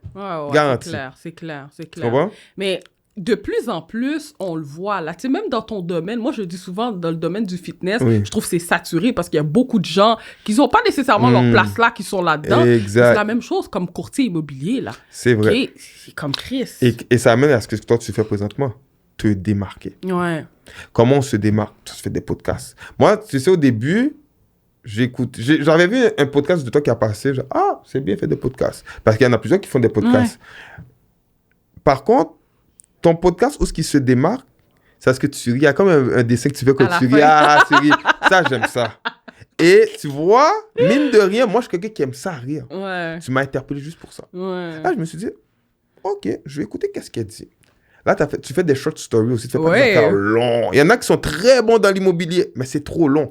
C'est pas vrai. Tu sais, il faut comprendre, tu sais, tantôt, je parlais de neurosciences, il faut comprendre le cerveau. Pour capter quelqu'un, il faut que la personne ait déjà un intérêt. Maintenant que tu l'as capté, si ton affaire dure longtemps, mais que par moment c'est intéressant, par moment c'est pas intéressant, par moment, tu vas le perdre. Si par exemple tu le dures 10 minutes, mais c'est 10 minutes de quelque chose d'intéressant, il va te dire, mais Marsha, donne-moi un. Là, c'est là que tu sors ta 2e capsule. Tu sors ta 3e, ta 4e, ta 5e, ta 6e. C'est vrai. Et l'agent va, Marsha, j'ai encore faim. C'est vrai. Et c'est ça, tu donnes comme une sorte de teaser, si tu veux, tu vois. Et dans le fitness, c'est la même chose. Tu as dit quelque chose de très intéressant. Il y a beaucoup de coachs. C'est vrai. Beaucoup. Par contre, c'est pas parce qu'il y a beaucoup de coachs que cela doit t'empêcher de te démarquer. Et là où je me démarque, comme tu dois sûrement le savoir, j'ai un contact avec l'hôpital Sainte-Justine. Dernièrement, je viens d'avoir un contrat avec le centre de réadaptation Marie-Enfant. Bien sûr. Exact. Et je suis le partenaire d'affaires. Tu vois? Oui. Puis je suis le partenaire d'affaires de la ville de Montréal. Fait que déjà là, avant la COVID, j'étais l'entraîneur des employés d'Emploi Québec. Wow. Déjà là, s'ils te prennent là, ces instances-là te prennent là, fais-moi confiance qu'ils t'ont vérifié de A à Z. Et c'est là que je parle d'organisation et de méthodologie. Je vais parler de Sainte-Justine, mais c'est plus facile pour moi de t'expliquer. Sainte-Justine ne cherchait pas un entraîneur. Et je tiens à préciser que je suis un entraîneur certifié. Cherchais un kinésiologue. Qu'est-ce que kinésiologue? C'est un médecin sportif. T'es pas sérieux? Oui, parce que, par exemple, un entraîneur va te dire, OK, Marsha, fais 10 push-ups, Le kinésiologue, lui, va te dire, OK, fais tant de répétitions sur un certain angle. Il est beaucoup plus précis. C'est pas mauvais, c'est excellent même. Par contre, eux, ils sont très méthodiques. Entraîneur, on est un peu plus... Je dirais, on est moins coincé, si on veut, tu vois? Qu'est-ce qui a fait que j'ai réussi à avoir ce contrat, si on veut? C'est ma manière que je me suis présenté. Sachant que j'avais déjà que je commençais pas à 0, mais à moins 10. À moins 10, ouais. Parce qu'oublie pas, je répondais pas aux critères de base. Ouais. Mais ça m'a pas... Est-ce que ça m'a empêché d'appliquer? Non. T'as still appliqué. J'ai appliqué quand même. J'ai dit non, il cherche un kinésiologue. Parce qu'il faut se mettre quelque chose dans ta tête. T'es agent immobilier. Moi, je suis pas agent immobilier. Ouais. Mais on est des humains à la base. Moi, je peux aller à l'école puis je deviens agent immobilier demain matin. Là. Je dis pas que c'est facile. Je veux juste te dire que... Oh, je comprends. On a la même base. Donc, pourquoi je vais m'empêcher de faire quelque chose que toi tu fais si c'est une question de formation? Là, j'ai dit, tu sais quoi, je vais appliquer. Là, je suis rentré à l'entrevue, puis la neuroscience, c'est ce qu'on appelle le PNL. À l'époque, ça s'appelait psychoneurolinguistique, maintenant ils appellent ça programmation neurolinguistique. OK. Et ça te permet d'analyser la personne, comment est-ce qu'elle est. J'ai remarqué que quand je disais certaines choses, elle riait. Quand j'ai d'autres choses, elle restait sur son appétit. Je disais, ah, OK, ça, c'est une personne qu'il faut que je raconte des blagues. Et bon, tu sais quoi, moi, avec la clientèle, pourquoi on devrait te choisir? Pourquoi vous devez me choisir? Tu sais, déjà, tu joues dans le... Pourquoi vous devez me choisir? C'est parce que moi, je vais amener une ambiance, je vais amener un dynamisme, je vais amener de la différence. Comment tu vas amener la différence? Par la musique. Juste la cible de musique amène une ambiance différente. Donc, l'ambiance différente amène des danses différentes, etc., etc. Puis la madame était contente, puis l'entrevue a duré plus longtemps que prévu, parce qu'on donnait des blagues. On était rendu à parler, toi, t'as la telle école, ah oui. Tu sais, on était rendu là. Pour te donner. J'ai mis la personne à l'aise. Et juste parce que je l'ai mis à l'aise, elle s'est dit inconsciemment, parce que j'ai calculé tout ça dans mon coup, ah, mais il va mettre les participants à l'aise. Je suis peut-être trop posé avec ce gars-là. C'est-à-dire que les kinésiologues, il y a d'autres kinésiologues qui sont venus, je ne sais pas comment ils ont passé leur entrevue, puis ce n'est pas de nos affaires. Par contre, je sais qu'ils sont très by the book. Oui, moi, je vais les entraîner comme ça, parce que tac, tac, le corps doit être ta. C'est pas ça qu'on t'a demandé. On cherche un prof pour faire des cours de groupe. Ils ont 30 minutes. Ils ont 1 heure pour s'entraîner avec toi. Ils n'ont pas le temps de toute cette élaboration théorique. Fait que moi, j'ai mis l'emphase sur l'ambiance. Eux, ils ont mis l'emphase sur leur professionnel et pas le professeur sur leur éducation. Moi, on m'a appris que ça, par expérience, je sais que non, on veut une ambiance. La madame là qui prend ton cours de groupe, elle veut oublier qu'elle est à l'hôpital. Ouais. Tu dois créer l'ambiance.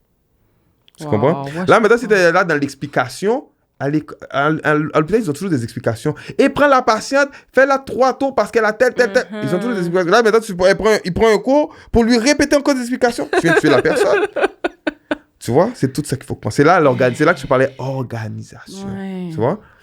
Et cela m'a permis aussi de hausser mes prix, je ne vais pas te mentir. Parce que là, maintenant, les gens disent, oh, moi, mon coach, il est dans Sainte-Justine. Ben oui, absolument. Tu hausses. Même avec les clients que j'ai à l'international, en Côte d'Ivoire, par exemple. Moi, mon coach est canadien. Et c'est très drôle en Côte d'Ivoire. Je vais prendre la Côte d'Ivoire, c'est très drôle. Parce que mon prix est plus bas que le prix moyen. Là-bas. Je comprends. Et le taux de change est plus avantageux pour moi. Tu vois? Parce que comme ils payent, ça fait que ça me donne un montant. Parce qu'ils payent, en fait, ils payent plus cher qu'au Canada, mais moins cher que chez eux. Je comprends. Pour donner un exemple pour les spectateurs qui nous suivent, par exemple, le marché là-bas, par exemple, c'est $500 US. $500 SCCF. Okay. $500 US, on va y aller en US. $500 US. Au Canada, pour le même programme, c'est 250 US. OK. Maintenant, je vends le programme 300 US. C'est plus cher qu'au Canada, mais moins cher qu'en Côte d'Ivoire. Donc, j'ai fait mon argent. Ouais. Il faut savoir jouer avec les outils. Tantôt, je te parlais, quand mes parents sont venus, quand on est né ici, on a des outils. Il faut savoir jouer avec nos outils. Malheureusement, les gens ne jouent pas avec les outils. Pas parce qu'ils ne savent pas jouer avec les outils, parce qu'on les a jamais dit qu'ils avaient des outils entre leurs mains. Ou bien quand ils ont des outils, c'est pour va faire avocat, va faire médecin, va faire ta. Non, prends les outils, sculpte quelque chose. Qu'est-ce que je te dis là? Je l'ai appris sur le tas pendant que tu es en entrepreneur. Je me dis, mais pourquoi je fais ça comme ça? Pourquoi je ne ferais pas ça comme ça? Exact. Voilà. Parce que les coachs standards, ce qu'ils vont faire, c'est entraîner des gens au Québec. Mais là, toi, tu vas au-delà de ça. Tu as décidé d'y aller avec l'international. Tu as décidé de dire, OK, au-delà d'y aller, je vais y aller carrément avec les entreprises. Voilà. Parce qu'on va se le dire entre toi puis moi, là, coacher quelqu'un comme moi, un particulier, c'est pas le même montant que tu vas aller te chercher que coacher une entreprise, des employés. Exactement. Et une autre chose aussi à comprendre, et ça, c'est qu'un fléau. C'est un fléau dans le fitness. Et je vais te reposer la question aussi, c'est quoi le fléau dans l'immobilier, que je suis curieux de savoir. Le fléau qu'on a dans le fitness. J'ai perdu 300 livres, j'ai perdu 50 livres en 2 mois, 1 mois, peu importe combien de temps. Viens t'entraîner avec moi. Ouais, c'est un fléau. Vrai. Pourquoi? Moi, je peux sculpter mon corps. Parce que je suis avec ma tête, avec ma personne, 24 heures sur 24, 7 jours sur 7. Ouais. Marchage, je t'entraîne 1 heure par jour. Le 23 heures, j'ai aucune idée de qu'est-ce que tu fais de ta journée. C'est vrai. Me transformer, c'est facile. Te transformer, c'est un défi. Et c'est là le problème. Les gens, ils disent, oh, moi, j'ai transformé mon corps. Regarde mon corps, viens t'entraîner avec moi. Non. Ça, c'est fléau numéro 1. Fléau numéro 2. Pour une question de low price, les gens veulent aller dans les entraînements de groupe. Il n'y a pas de problème. Maintenant, voici un constat que je vais te faire réaliser. Tu veux un résultat personnel dans un entraînement de groupe. Ça ne fait pas de sens. Ton cerveau, là on parle de neurosciences, c'est pas logique. Donc le résultat ne viendra pas. C'est pour ça que dans les entraînements de groupe, tu vois qu'ils sont 20 personnes, mais le ratio de transformation versus les 20 personnes est très faible. Parce que c'est pas tout le monde qui a pu... c'est pas tous les corps qui ont pu s'adapter à ce genre d'entraînement, puisque l'entraînement n'était pas adapté à eux à la base, tu vois. Tandis que si tu vas dans les autres communautés, par exemple, « Hey, viens Marsha, viens bouger avec Chloé, viens brûler des calories avec Zoé. » Pourquoi ils ne me disent pas perdre de poids?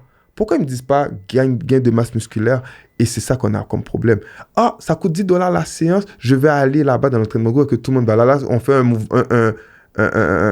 une inscription de mouvement. Ouais. Mais à la fin de la journée, tu ressors plus démotivé. Qu'autre chose. Et le troisième fléau, maintenant, qui devient tendance, viens, Marsha. Si tu fais une belle transformation, tu vas gagner 10 000.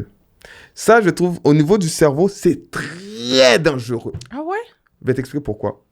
Toi, par exemple, tu es mère de 4 enfants, tu travailles dans 3 jobs, tu fais des sacrifices, et tu as perdu du poids parce que tu fais beaucoup d'efforts, mais on te dit que tu n'as pas gagné. Et que tu vois que c'est une autre fille qui n'a pas les mêmes conditions de vie que toi qui a gagné. Ça démolit ta motivation. Et aussi, un autre terme au niveau neurosciences, psychologique, dis-je, il y a motivation à long terme et motivation à court terme. Lovie, moi, je vais être sexy parce que c'est le mariage de mon ami le mois prochain. Ok, t'es sexy rendu au mariage. Après le mariage, tu fais quoi? L'argent, c'est la même chose. Yeah, j'ai gagné $10 000. Bon, je vais payer des bills. Après ça, tu te payes des voyages, par exemple. Avec ce même 10 000 là, tu payes des voyages. Là, rendu dans le voyage que tu fais... Oui, mais à ce moment-là... Tu commences? Ouais. Je comprends très bien ce que tu dis, mais ça marche. Ça marche. Je veux dire, les coachs puis les autres, ils font leur argent. Oui, puis non. Si c'est... Tu sais, moi, c'est parce que c'est dans mes valeurs à moi, je ne ferai jamais de l'argent au détriment des autres. C'est-à-dire que tu as gagné le 10 000. La madame que je te parlais, qui avait 3 enfants, qui avait 3 jobs, qui a fait tous ses efforts, elle a perdu le 10 000.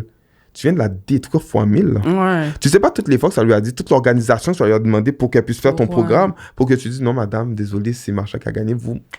À la prochaine. Non, à la prochaine. Il n'y aura pas de prochaine. Parce qu'elle ne pourra pas faire plus d'efforts qu'elle avait fait. Tu vois? C'est là le problème. On regarde juste nos poches, mais on ne regarde pas l'ensemble. Tu sais, on parlait de communauté. Eh bien, c'est ça. Il faut faire des actions de communauté. Et non des actions pour, moi, j'ai fait 10 000 là, puis... Dans mes poches, ouais. Non. Tu vois? C'est ça le défi. C'est ça le défi dans lequel nous vivons. Et même dans nos comportements aussi. Tu sais, tantôt, on me dit, ah, Lovie, comment tu as fait pour avoir ces contrats-là? C'est d'un comportement. Tu sais, comme tantôt, je suis arrivé à ton truc. Tu sais, je t'ai dit, Marsha, je suis en route. Ouais. Marsha, non, je sais pas si je suis arrivé, mais je suis déjà arrivé. Ouais. Puis, juste le fait que tu sais que je suis là, toi, automatiquement, tu sais, moi, je peux pas être en retard, qui est déjà là. Tu comprends? C'est vrai. Fait que même, puis les gens aussi, et ça donne aussi une certaine lien de confiance. C'est-à-dire que, Lovie n'est pas là à midi comme d'habitude. Qu'est-ce qui se passe? C'est vrai. Tandis que si tu arrives toujours en retard, tu n'es pas là à midi, c'est normal. Et pourtant, il peut peut-être arriver quelque chose. Ouais. Et c'est ça notre problème. Mais l'affaire, c'est qu'au-delà de ça, je trouve que, premièrement, ça fait pas sérieux, là. Oui, ça, moi, là, pour moi, j'ai un très gros problème avec le retard. Définitivement. Moi, je suis une type de personne que, si, mettons, je t'ai donné un rendez-vous, t'arrives en retard et que moi, je n'ai rien à gagner de la situation, je me casse. Oh, je suis très sérieuse. Là, c'est bon. Pourquoi? Parce que tu me fais littéralement perdre mon temps. Non, ils ne te respectent pas. À l'inverse, si, mettons, je te donne un exemple, je viens pour une opportunité, moi, je suis à l'heure, la personne qui est en retard, là, je ne pourrais pas partir parce que j'ai besoin de cette personne. Oui, voilà. Donc, je vais prendre ce que j'ai à prendre, je vais l'assumer. Mais si tu me demandes un service, tu me dis, Marsha, écoute, c'est comme si que tu m'invites à ton podcast. Tu me dis, Marsha, j'aimerais que tu viennes à ton podcast pour parler de ton expérience, pour donner... Parfait, je suis là, je me pointe, t'es en retard. Oh mon Dieu, tu m'aimeras pas parce que je vais m'en aller. Tu comprends? Ouais. Je vais m'en aller. Puis là, au début, c'était ça que j'avais comme type de pensée. Aujourd'hui, ça va au-delà de ça. Aujourd'hui, ça veut dire que si tu fais ça, tu ne me respectes pas en tant que personne. Voilà. Pourquoi? Voilà. Parce que la raison est simple. Moi aussi, ça m'arrive d'être en retard en passant. Je suis en train de conduire, là, j'ai un rendez-vous avec des clients, je le vois, Colin, sur mon GPS, que j'arriverai pas à temps. Qu'est-ce que je lui donne un call. J'écoute en ce moment, je vois dans mon GPS, je vais arriver 10 minutes en retard. Je l'avertis. Tu comprends ce que je veux dire? C'est pas quand que je suis déjà en retard, parce que moi, c'est ça généralement que mes clients font. Ils sont en retard et c'est là que le client m'appelle. Ça n'a pas la même signification. Exact. Et tu sais quoi? Ça revient encore aux origines. Pourquoi? Dans notre communauté, on a des conséquences à chaque chose. Ouais. Oh, t'es en retard? Ah, t'as fait tes devoirs? Oh, t'as crié sur ta mère ou sur ton père? On a toujours une conséquence. Et psychologiquement, ça crée cette peur chez nous, qui fait que je suis en retard, je ne vais pas lui dire parce que j'ai peur que... C'est sûr que tu ne vas pas battre ton client, mais cette séquelle-là est tellement profonde que ça... Puis tu vois, je vais te donner un exemple très simple. Là, je reviens encore dans le fitness. Il y a beaucoup de coachs, qu'est-ce qu'ils font? Marsha, tu es en retard de 30 minutes, 30 burpees. Une burpees pour la minute de retard. Pourquoi? Parce qu'ils sont habitués que quand tu fais quelque chose, on te tape. Mais la personne n'a pas compris que tu payes déjà. Parce que dans ton 1 heure, tu as perdu 30 minutes. Moi, je ne te donne pas 30 minutes de plus. C'est ça. Tu as payé pour 1 heure. Exact. Tu fais ton 30 minutes. Tu as déjà payé. Pourquoi je te paye? Parce que dans son cerveau, dans son inconscient, elle a toujours été programmée. C'est ça qui fait toute ma différence. C'est pour ça que je les appelle mes Lovey Formers. Parce qu'on est plus que simple relation client. C'est comme, non, on est une famille. Exact. Donc, on doit se comporter en famille. Exact. Donc, en famille, je ne dis pas qu'en famille, on se dit tout. Mais en famille, on se doit le respect. C'est vrai. Et ça, c'est primordial. C'est pour ça que je dis tout le temps, je choisis mes clients. Moi, si je ne te fie pas comme client, j'aime mieux te déposer. Pourquoi? Parce que l'énergie que tu vas me drainer, je n'aurai pas d'énergie pour les autres après. C'est pas bon. Tu arrives tout le temps en retard, je vais être frustré de ton retard, ce qui fait que toi, Marsha, tu viens après, je vais être frustré sur toi. Tu vas te dire, mais Lovey, pourquoi tu es frustré? J'ai rien fait. Ah, excuse-moi, la personne avant toi est en retard. Je ne peux pas te faire payer quelque chose pour quelqu'un d'autre. Tu comprends? Donc, c'est tout ça. C'est des affaires anodines, mais c'est quelque chose qu'on a comme vie chez nous. Mais est-ce que toi, tu as toujours été comme ça, même dans tes débuts? Au début, avec Lovey Form, oui, parce que tu essaies de te prouver. Tu dois te prouver. Les gens te connaissent. OK, on est en 2014. À l'époque, c'était les entraînements de groupe qui étaient à la mode. À un point tel que même moi, j'avais pris cette tendance-là, mais j'ai tout de suite, c'était pas fait pour moi. Je t'expliquerai après pourquoi. Je te l'expliquerai un peu tantôt. Il y avait J-Train qui était populaire. Il y avait B-Fit qui était populaire. Puis, il ramassait la communauté. Là, puis j'étais content parce que ça me disait que waouh, eux, ils sont bons, mais je ne voulais pas les copier. Non. Parce que je trouvais qu'il y avait des lacunes chez eux. Je le vois, tu sais, comme coach, tu vois des lacunes, mais tu ne peux pas vraiment dire, yo, ça, c'est pas bon, parce qu'ils vont dire, t'es jaloux. Et je dis, c'est quoi? Je vais travailler dans qu'est-ce que je fais. Ouais, exact. À un point tel que je suis rendu maintenant à faire plus de l'entraînement privé, semi-privé que l'entraînement de groupe. Parce que l'entraînement de groupe, je ne peux pas amener de résultats. Je vais être très franc. J'ai 10 personnes. Si j'ai 3 transformations, c'est une chance. Wow. Moi, je veux, si j'ai 10 personnes, j'ai 10 transformations. Et d'ailleurs, en décembre, janvier, j'ai des transformations à montrer bientôt. Bref. Fait que c'est ça. Donc, comme ça répond pas, ça revient encore au tempérament, ça répondait pas à mes standards, j'ai persévéré. C'était dur, je vais pas te mentir, c'était très dur. Quand quelqu'un te dit, oui, chez J-Train, là, ça paye moins cher. Chez B-Fit, ça coûte moins cher. Oui, mais là, tu sais, moi, c'est privé. Oui, mais pareil, moi, j'aime mieux l'entraînement de groupe, j'aime ça, les ambiances. OK, mais pas les ambiances. Vas-y. Ça m'a appris avec le temps à choisir mes employés, ma clientèle. Tes clients. Exact. Et c'est pour ça que, avec souhait, c'est pour ça que la majorité de mes clients, avec souhait, c'est pour ça que la majorité de mes clients sont des entrepreneurs. Mon horaire est flexible, leur horaire est flexible, et aussi, il faut comprendre quelque chose. Si tu as, tantôt, je te disais, si tu as un coach qui n'a pas de coach, il y a un problème. Ouais. Parce que toi, à force de t'entraîner, tu vas devenir meilleur que moi. C'est inévitable. Donc, moi, je dois m'entraîner pour pouvoir te garder motivé. C'est vrai. Et aussi, il y a une question d'évolution. Aujourd'hui, où sont ces compétiteurs qui étaient là en 2014? Faites vos recherches, vous allez voir par vous-même. Ouais. Tu comprends? Donc, c'est là que tu te dis, ne regarde pas chez le voisin. Regarde toi. Comment toi, tu peux faire ton chemin. Et là, tu vas te... moi, c'est une question que je me pose aussi souvent personnellement. C'est, Marsha, quel genre de personne veux-tu être? Quel genre de courtier veux-tu être? Voilà. Je vais pas te mentir, au début, moi, quand j'ai commencé dans mes débuts, je prenais n'importe qui. Parce que j'étais comme... Comme client, tu veux dire? Comme client. Ah, parce ça, que c'est normal. Je veux réussir, Aujourd'hui, je suis vraiment désolée, là, mais c'est non. Exact. Tu comprends? Tu ne vas pas avec mes valeurs, oublie ça. Exact. Puis je te le dis gentiment, là. Tu comprends? Exact, je te le dis, là. Il y en a une, je vais te donner un exemple concret. On a une visite, elle me fait la même histoire. Je suis devant la propriété, il est rendu 18h15, elle est pas là. Là, je l'appelle, je la texte, réponds pas. 18h30, toujours pas là. Je la texte, elle répond pas. OK, bye. Je prends mes clics et mes claques, je m'en vais. Elle m'envoie un message texte. Elle me dit, écoute, Marsha, finalement, mon conjoint a décidé de faire demi-tour parce qu'on est pris dans le plein trafic, puis il trouvait que la distance était trop loin. Ça, c'est le boléro qu'elle m'a donné. Mais même encore là, je trouve que c'est un manque de respect. Parce qu'à la fin de la journée, on n'est pas des enfants. Voilà. Si tu as oublié le rendez-vous ou que pour X raison, ça ne va plus, tu me donnes un call. Tu m'appelles. Tu me dis, écoute, Marsha, je suis vraiment désolée. Voici qu'est-ce qui s'est passé. Ou même carrément, je t'ai oublié. Parce que ça arrive. Exact. Je t'ai oublié. J'avais oublié qu'on avait cette visite-là. Je m'excuse. Et ça, comme ça, un client qui m'appelle, qui me dit ça, je vais beaucoup plus respecter ça. Qu'un client qui ment, qui cherche des histoires. Puis je dis, tu sais quoi? C'est correct, mais nous deux, ça ne marchera pas. Voilà. D'accord? Exact. Donc, je te souhaite bonne chance. J'espère que tu vas trouver la propriété que tu souhaites. Mais malheureusement, avec moi, ça ne fonctionnera pas. Exact. Et c'est important ce respect. Parce que tu veux, à la fin de la journée, que tu sens que ton travail a été valorisé. Exactement. Il y a ça aussi. Et tu veux que ta clientèle soit à l'aise avec toi. Ouais. Je veux pas... Oh shit, est-ce que j'appelle Marchand? Non. Oh, écoute, tu vois? Exact. Tu vois? Et ça, c'est tellement important que ça te rend plus perfectionniste. Ça te permet d'aiguiser ton talent. Oui, c'est vrai. Ça te permet d'aiguiser ton talent. Comme tu as dit tantôt, tu choisis tes clients. Parce que tu sais maintenant quel genre de client que tu veux. Et tu le vois tout de suite. Les clients, je le vois. Pas son habillement, mais par exemple, j'avais rendez-vous avec lui, il est arrivé 10 minutes en retard. Son comportement. C'est ça. Il est arrivé 10 minutes à notre rendez-vous de tête à tête comme ça maintenant. S'il est déjà arrivé 10 minutes puis il m'a pas appelé rien. C'est ça. Tu as déjà un dessin. Puis, tu sais, des fois, je vais être honnête avec toi, c'est pas volontaire. Tu comprends? La personne, elle fait le geste, elle s'en rend même pas compte. OK? Puis, j'ai pas de problème avec ça, mais pourquoi que je te flush? C'est même pas pour le geste que tu as fait. C'est pour t'éduquer. Pour te dire, écoute, le comportement que tu as eu, ça ne se fait pas. Exact. C'est plus ça. Parce que des fois, ils vont le faire, mais ils vont même pas s'en rendre compte. Mais tu l'éduques pourquoi? À l'âge qu'elle est rendue, ça, c'est une question qu'il faut que tu te poses. À l'âge que tu es rendu, tu as encore ce comportement-là. Et tu es une professionnelle puisque tu es en processus. Ça veut dire que tu as un niveau dans ta vie où ce que tu devrais avoir, c'est acquis. Puis, normalement, tu achètes une maison pour ta famille. Donc, sans critiquer la personne, ton enfant, tu l'éduques comment? Tu sais, il y a tout ça qui rentre en ligne de compte, tu vois? Et pour revenir, là, on va aller un peu dans l'aspect familial, puis après, on revient sur ton truc. Par exemple, ma fille, quand elle vient de l'école, elle le sait qu'elle doit aller dormir. Les gens disent, hey, tu fais ton enfant dormir à 4 heures de l'après-midi? Attends.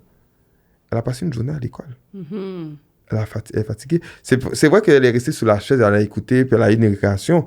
Mais toute sa journée, c'est dépenses d'énergie, concentration, dépenses d'énergie. La récréation, c'est pour pas perdre l'enfant quand tu donnes une récréation. Sinon, je pense qu'il ne donnerait même pas de récréation. La même manière qu'il te donne une pause au travail. À la fin de la journée, elle est fatiguée.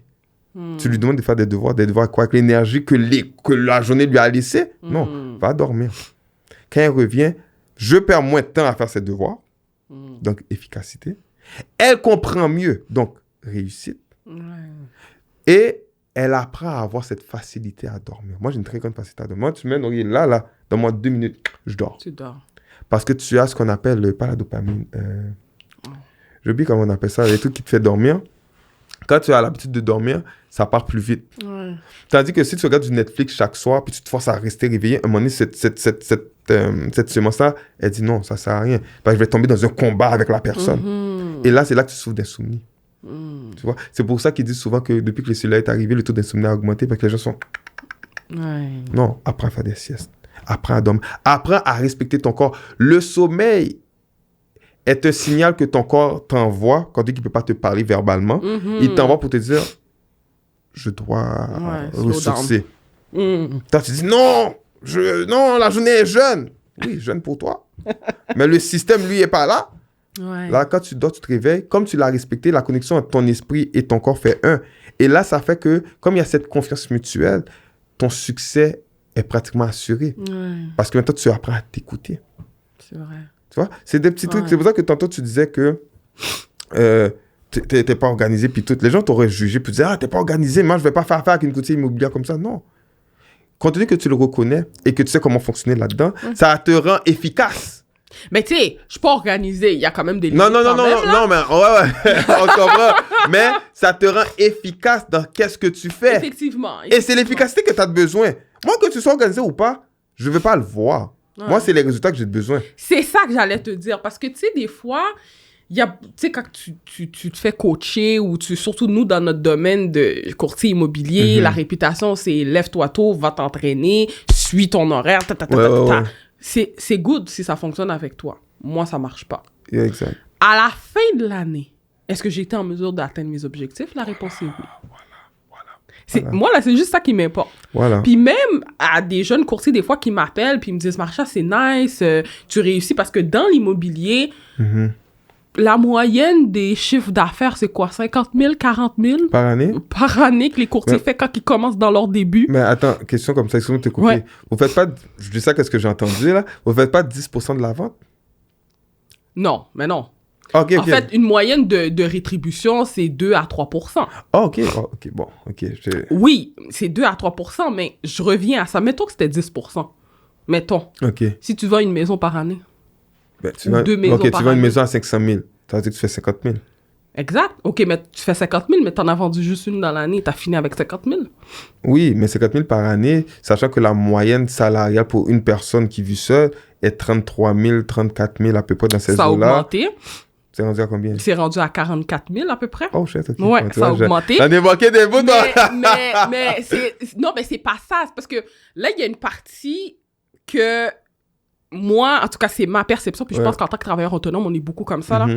Moi, je ne me vois pas, OK, faire le salaire que je faisais quand j'étais salarié. Ah, je suis d'accord. On s'entend.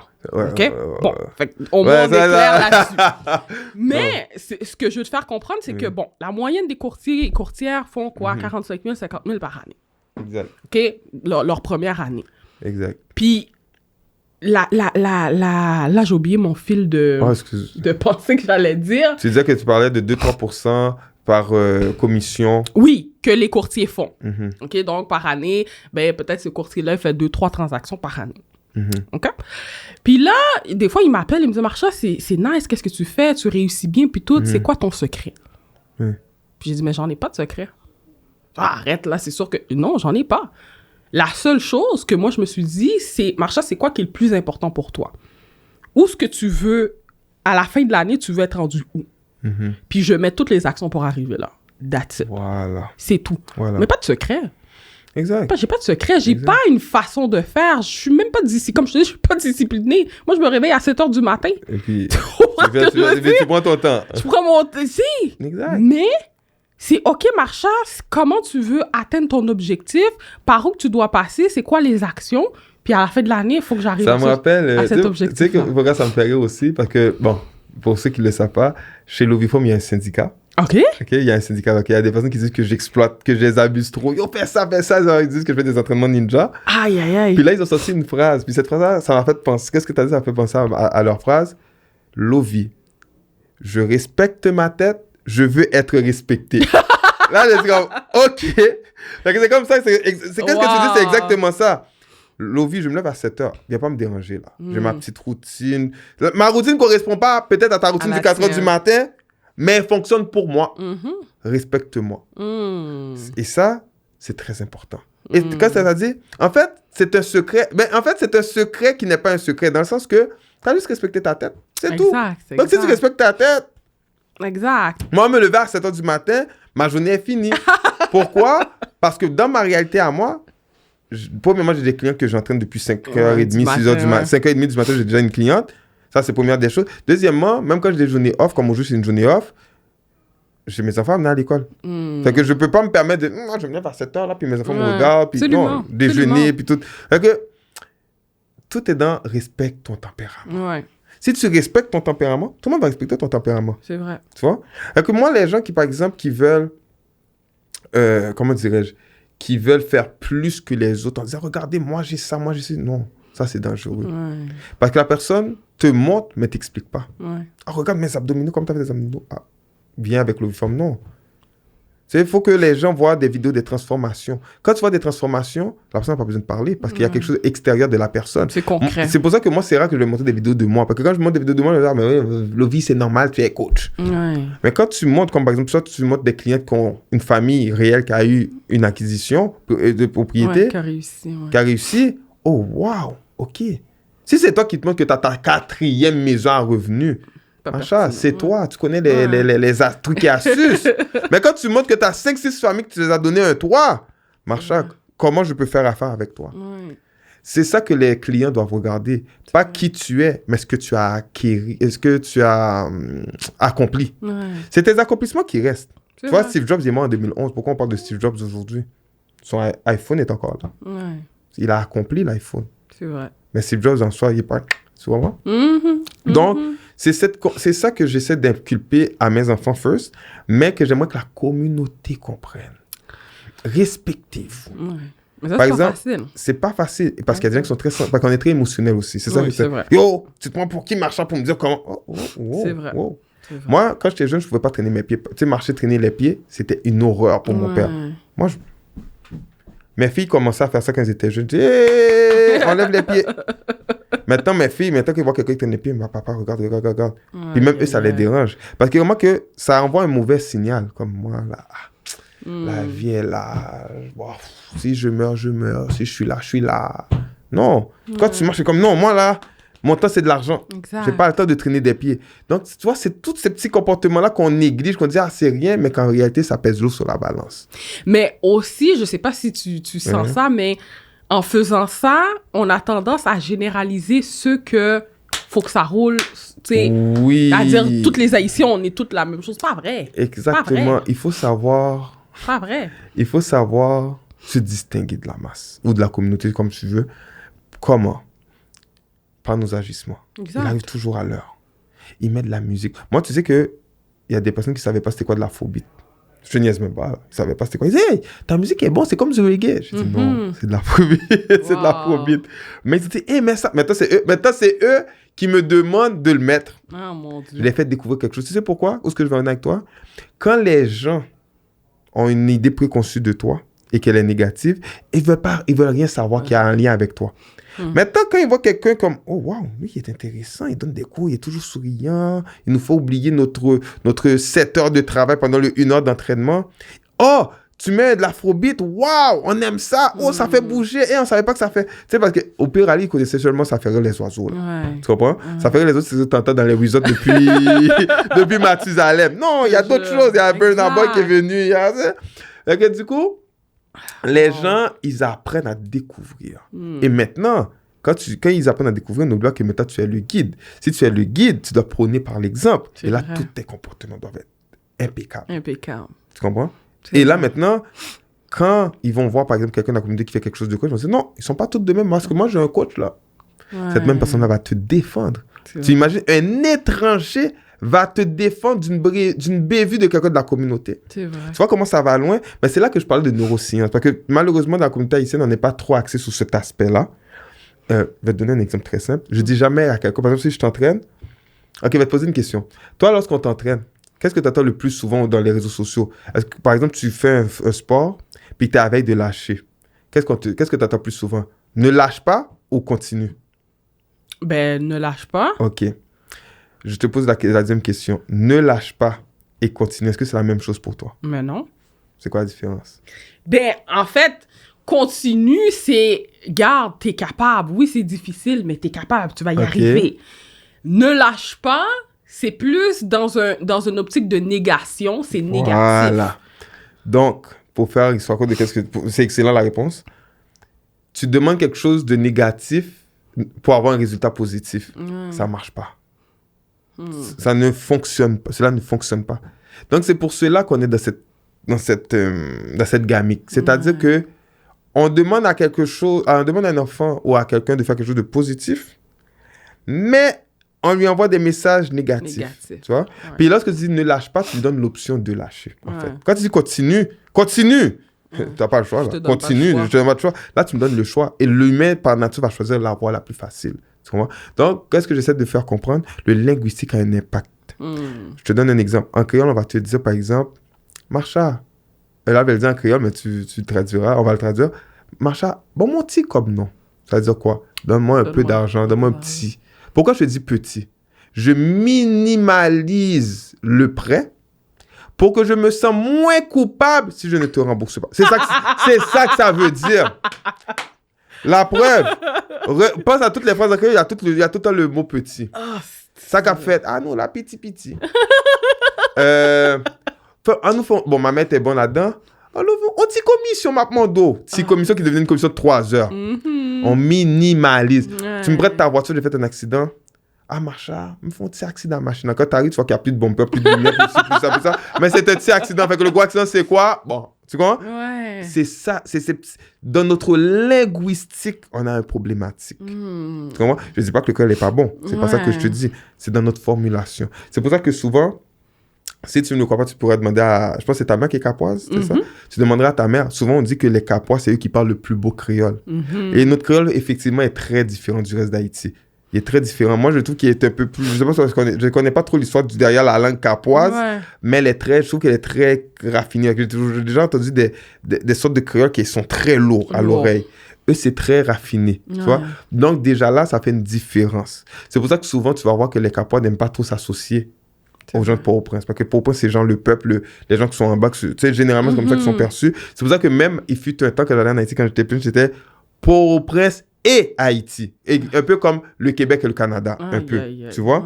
Donc, notre linguistique est problématique. Donc, tu vois, on a déjà beaucoup de travail à faire. Parce qu'on n'est même pas conscient de... Qu'est-ce que je te disais? C'est que moi, c'est une auto-analyse que j'ai faite pour dire, comment ça se fait qu'on est comme ça? C'est toujours petit. Ah, ils font petit bagaille, tout ça, petit. C'est rare de entendre le mot gros, en fait. Vrai. Tu comprends? C'est rare. Tu sais? Ben, c'est ça. Eh ben, c'est tout ça. Plus les corrections qu'on a de manière abusive sur n'importe quelle affaire, plus envoyer ton enfant faire des commissions quand les autres enfants font des activités. Moi, j'ai eu la chance, jusqu'en 2001, de ma date de naissance jusqu'en 2001, d'aller en Haïti. Une année sur 2, je faisais 3 mois. Je faisais 3 mois. C'est là que j'ai appris à parler le créole. J'ai connu Haïti. Jusqu'en 2001. Jusqu'à ce que mon père me dise, Lovi, il faut que tu payes ton billet. Tu comprends? Le gars, j'ai comme step back. Mais... cette connaissance avec le pays m'a donné une identité que je vois clairement. C'est pour ça que je peux voir les lacunes. C'est pour ça que des fois, je vais voir, cet Haïtien-là, je pense qu'il vient de ce côté-là d'Haïti. Je ne peux pas te dire ça avec exactitude, mais par ses agissements. Tu sais, quand j'amène ma fille à l'école le matin, il y a une Haïtienne qui vient tous les jours 5 minutes en retard. Tu sais pourquoi elle vient 5 minutes en retard? Parce qu'à l'école que ma fille va, on leur donne 5 minutes de grâce. Donc, elle joue dans le 5 minutes de grâce. Oh, wow! Tu comprends? Wow. Donc, ça ne le pousse pas à l'effort de... T'es pas fatigué qu'on te voit tout le temps, au point qu'on connaît ton nom. Non, on fait un effort. Non, pas grave, on a 5 minutes. C'est ça le problème. Tu vois? Non, c'est vrai. C'est vrai. On demande un changement. Tu sais, il y a un livre que je lisais qui disait, ce n'est pas important de... on ne veut pas savoir qu'est-ce que tu ne veux pas. On veut savoir qu'est-ce que tu veux.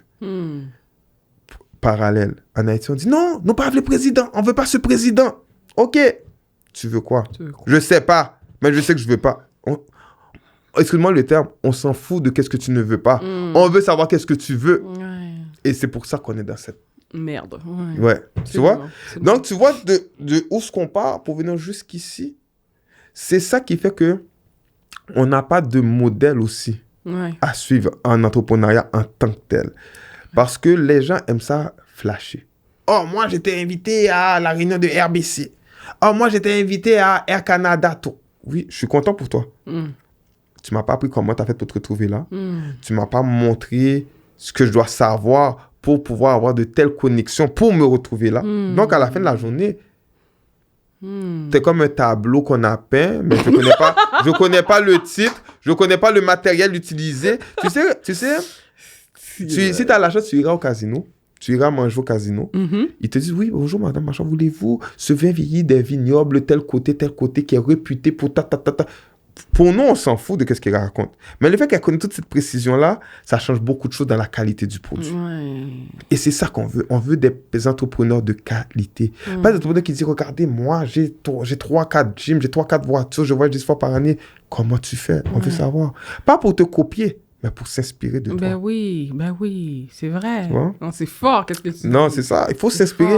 Mais les gens ont tellement peur de copier. Et il y avait un livre qui disait, les gens qui ont peur d'être copiés, c'est des personnes qui ont très peu de connaissances dans leur bagage. Comme toi, par exemple, tu donnes beaucoup de conseils, beaucoup de trucs. Même si que je te les vole, ça ne te dérange pas. Parce que tu as 10 coffres forts de connaissances derrière chez toi. Tu m'as volé un coffre fort. Pas grave. Mais... Tu penses pas que ça va au-delà de ça, que la communauté haïtienne, pourquoi qu'on veut pas parler de nos affaires?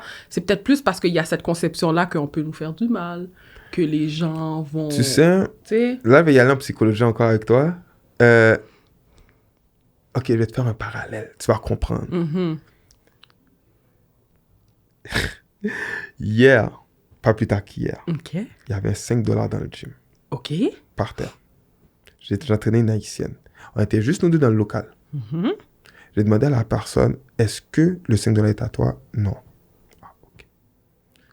Là, j'ai dit, elle va le prendre. Ah non, on doit pas le prendre là. Tu sais pas s'il y a un madichon ou quelque chose, bagaille. On est deux. Il y a un $5. Moi, je l'ai pris, j'ai acheté mon déjeuner avec. Là. Ouais. J'ai pas volé puisque l'affaire était là. Il était à terre. Ouais. Puis si tu le prends, tu le donnes à quelqu'un, tu sais quoi, tu le prends, tu le donnes, il va le mettre aux objets perdus. Si vous avez perdu un $5, venez chercher votre $5 et vos objets perdus. Ouais. Ça fait pas de sens. Ouais. Un autre encore pour répondre à ta question, mettant de manière plus concrète. Je m'appelle plus jeune. Il y avait un $5 qui était devant la porte de chez nous. J'habitais en appartement avec mes parents à l'époque. J'avais peut-être 8 ans. Mes parents m'ont dit, Louis, ne jambe pas l'argent, passe à côté. Là, en tout cas, je cassais mon corps pour pas jamber. En même temps, t'as mes parents qui prient tout le temps. Comme tous les Haïtiens, on prie beaucoup. Bon Dieu, dis-moi une parole, aide-moi, etc. Il y a un Québécois qui a trouvé le $5. Il est allé jouer à la loterie avec le $5. Il a gagné au gros lot. Ben, pas gagné au gros lot, mais il a gagné une forte somme. Un gros montant qui lui a permis de quitter le building où on habitait. Maintenant, pour répondre à ta question, ça dit est-ce que tu n'as pas peur du mal? C'est toi qui as cette... Ça dépend de ta conception. Ouais, des choses. Tu comprends? Parce que toi, tu avais peur du $5. Pourquoi lui, le Québécois qui a pris le $5, il n'avait pas peur du $5? Oui, mais il n'y a pas la même culture que nous. Mais c'est ça. Conception. Ouais. Donc, quand tu rentres une conception... Tu sais, quand je suis allé en Afrique, là, yo, Lovi, fais attention là-bas, Africain, pareil, mais Haïtien, attention. Quand je suis arrivé en République Dominicaine, Lovi, attention, Dominicain, pareil, mais Haïtien. Si je les aurais écoutés, là, Marsha, je serais encore là. Donc, si tu laisses ces pensées-là prendre ta tête parce que tu n'as pas assez confiance en ton... Tu sais, tantôt, je te parlais de connexion corps et esprit. Si cette connexion-là n'est pas scellée comme 2 aimants, tu vas te laisser guider par tout le monde. C'est pour ça que je te disais, c'est pas à l'environnement de t'impacter, c'est à toi d'impacter ton environnement. Tu vois, c'est une affaire que depuis que je suis tout petit, que ça m'a suivi jusqu'à maintenant. Exact. Tu comprends? Et là, tu le modifies avec les circonstances de la vie. Mais si depuis que tu es tout petit, on te dit, Marsha va à gauche, ok. Marsha va à droite, ok. Ben, tu poses pas de questions parce que toi, tu es un robot, on te pose pas de questions. Quand tu es grand, qu'est-ce qu'on va faire? Hey, Marsha va passer la mop là, dans le secteur D. Ben, secteur D est fermé. Hey, c'est qui le boss? Ah, ok. Tu comprends? Ouais. Et c'est ce côté de soumission. Moi, j'appelle ça vraiment le côté de soumission qui fait qu'on a ce problème. Tu sais, tantôt, tu disais qu'on était enfant à problème, j'étais enfant à problème. On était rebelles. Ouais. Mais c'est ces rebelles-là qui fait qu'on est là où on est aujourd'hui. Pourquoi tu n'as pas écouté ton père quand il t'a dit non, Marsha, quitte pas ta job, reste là où tu étais? Pourquoi? Parce que tu avais ce côté rebelle en toi. Tu l'as écouté. Pourquoi moi, je n'ai pas resté au gouvernement? J'étais super bien payé au gouvernement. Là. Je paye 60 000 par année. Mais j'étais célibataire, fait que les taxes, bon, en tout cas, bref. Ils m'ont fait du karaté dans mes affaires, mais bref. J'ai quitté pareil. Ça a fait mal à la famille parce qu'ils ont dit, on est une famille de fonctionnaires. Maintenant, toi, tu fais ta route. Maintenant, aujourd'hui, puis t'as mal chéri, puis t'as mal... tel côté. Ah, mais toi, tu parles. Mais quand j'avais pas fait, quand j'avais fait le move de quitter, ça te dérange, tu vois. Mais crois en toi. Donc, c'est pour ça que je te disais, est-ce que tu n'as pas peur du mal? Si tu commences à penser au mal des autres qui vont te faire, tu ne vas jamais avancer, Marsha. Tu vas rester là, tu vas dire, non, moi, je ne fais pas de podcast parce qu'il y a des autres immobiliers qui vont être jaloux que je fais des podcasts. Non. C'est le podcast qui fait ta valeur ajoutée. Ouais. Moi, c'est dans ton podcast que j'ai appris certains trucs. Puis, tu vois, ça m'a même appris à te connaître parce que moi, je ne savais pas que tu riais. Puis là, quand tu ris, puis moi, j'aime ton rire. Ça fait comme, oh, shit, pourquoi il rit comme ça? Tu vois, ça attire la question. Mais pourquoi il rit comme ça? Tu sais, moi, c'est rendu que moi, j'ai yé. Maintenant, les gens m'écrivent, yé. OK. C'est vrai. Le monde me répond. Ou bien, what's up, gang? Tu sais, tout se passe ça, mais j'ai mes petits slangs. Fait que les gens te suivent. Ils captent. Parce qu'un mot répété plusieurs fois reste dans l'imaginaire des gens. C'est vrai. Fait que toi, ton rire reste dans mon imaginaire. Même si tu ris pas, ça reste dans mon imaginaire. C'est ta valeur ajoutée. C'est vrai. Tu comprends? T'as raison. Donc, tu peux pas rester dans le même... Si tu restes dans le même standard que tout le monde, pourquoi je vais te choisir toi? Si j'ai 20 agents immobiliers qui sont pareils comme toi, pourquoi je vais choisir toi? Ouais. C'est vrai. Donc, il faut oser se démarquer. Il faut oser être rebelle. Moi, regarde, je ne m'appelle pas coach. Je suis designer corporel. Pourquoi designer corporel? Parce que un coach, tu peux être coach en immobilier. Tu peux être coach en sport, tu peux être coach en musculation, tu peux être coach en lecture, coach en n'importe quoi. C'est très vague. Et qu'est-ce qui est vague pour le cerveau n'attire pas le cerveau. Le cerveau est attiré par qu'est-ce qui est particulier. Designer corporel. Pourquoi ce gars-là est designer corporel? C'est quoi designer corporel? Je veux savoir. Mais peut-être designer corporel, pourquoi je l'ai pris? C'est parce que c'est international. Pourquoi international? Ici, plus on est slim, plus on est en santé. En Afrique, plus t'es gros, plus ils sont en santé. Donc, tu dois designer selon le contexte où ce que tu es. Donc, si je dis que je suis coach sportif, il n'y a rien qui me dit que tu vas me comprendre. Mais quand tu dis designer corporel, il y a plus de choses que tu me comprends qu'un coach. C'est là que ça te démarque. Tu comprends? Oh, le designer corporel! Oh, l'oviforme! Puis en plus, l'oviforme, si tu remarques bien, c'est mon nom plus forme. Mais ça va plus que ça. L'oviforme aime les formes. On va pas se mentir, surtout dans notre communauté, on aime les formes. C'est pas vrai que je vais te demander, Marsha, tu pèses combien? Ah non, ça c'est pas un chiffre que je... Non. On va te dire, t'as des belles formes, t'as des belles coupes, tu m'intéresses. Tu comprends? Ouais. Donc on aime les formes. L'oviforme aime pour moi, amour de soi. Tu vois, ça va très fort. Donc c'est tout ça, c'est tout ce message-là que je viens chercher dans ton inconscient que amour de soi, aime mes formes, aime tes formes, aime-toi, ça va t'aider. Tu vois? Ouais. Donc, tu dois te démarquer. C'est un devoir de se démarquer. Parce que sinon, un coach reste un coach. C'est vrai. Faire 10 push-ups avec moi, faire 10 push-ups avec l'autre coach, ça reste pareil. Même affaire. Mais si le coach t'explique pourquoi tu dois faire cet entraînement-là, ces push-ups-là, comment le faire, ça démarque de tout. Tu vois? Puis un coach aussi, selon sa vie aussi, comment il le mène, va inspirer d'autres personnes. Comme toi, tu disais, je pense que tu as une propriété à revenus. Oui, exact. OK. Là, te connaissant, je sais que tu en auras d'autres. Absolument. Ta prochaine acquisition, je sais que tu vas le partager avec nous, ça va nous inspirer. Tu vas dire, hey, Marsha, on avait un, elle est rendue à 2. À 2, elle est rendue à 3. À 4, elle est... Tu comprends? Oui. Ça devient une inspiration. Pourquoi? Parce que, par exemple, moi, je suis fitness. Là, les gens me voient voyager, ils voient que j'ai des terrains, ils voient que j'ai... Oh! Ben moi, je vais mettre avec ce coach-là. Il va peut-être m'aider, moi, à savoir qu'est-ce que je veux faire. Tandis qu'il y a des coachs, eux, ils ont fait l'inverse. Moi, je ne vais pas citer de nom, mais il y en a, par exemple, ils avaient un gros local, un gros insigne. Maintenant, ils entraînent dans leur garage de chez eux. Tout le monde parle du garage pour avoir un gym. Toi, tu parles du gym pour aller dans ton garage. Ça ne fait pas de sens. Je comprends. Toi, tu connais-tu où ce que habite ton... Quand tu travaillais, est-ce que tu savais où ce qu'il habitait ton patron? Non. Moi, je ne savais pas où ce qu'il habitait mon patron. Mais ton coach, tu sais où ce qu'il habite. C'est pas normal. C'est psychologique encore. Donc, moi, je m'entraîne avec toi dans ton garage. Tu ne me respectes pas. C'est fucked up, qu'est-ce que je vais te dire. Hein? Tu ne me respectes pas. Tu ne respectes pas qui? Le client ne te respecte pas parce que il connaît où ce que tu habites. S'il n'est pas satisfait, il peut vandaliser chez toi. Si tu as un conjoint, une conjointe, tu ne respectes pas ton conjoint, ta conjointe, parce que maintenant, elle a peut-être besoin de faire quelque chose dans le garage. Elle ne peut pas parce que toi, tu es en train dans le garage. Tu ne respectes pas ton entreprise parce que tu étais, après 10 ans, tu es encore dans ton garage.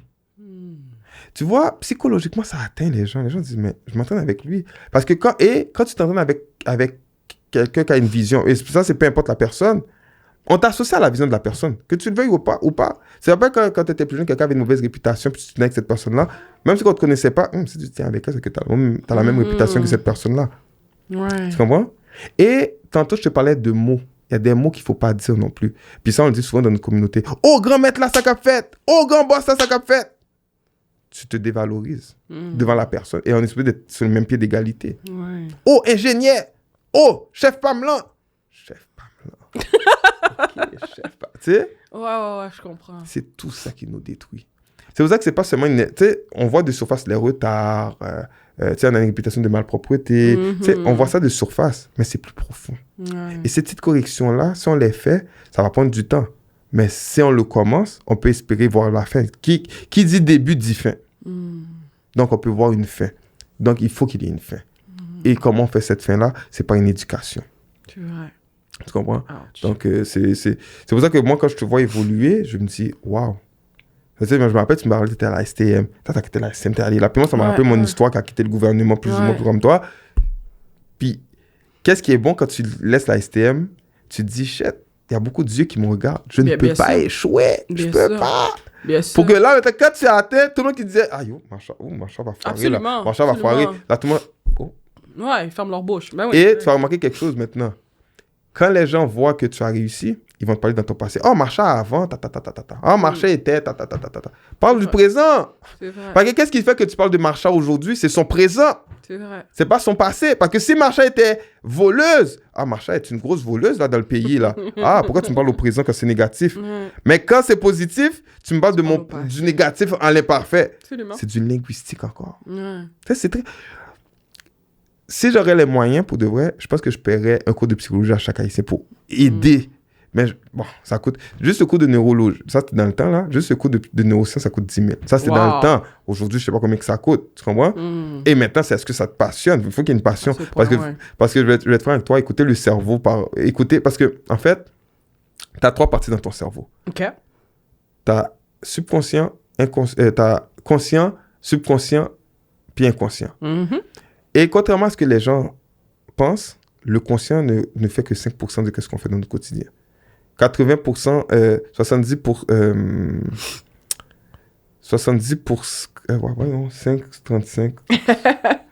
70% c'est l'inconscient, puis 35% c'est le subconscient.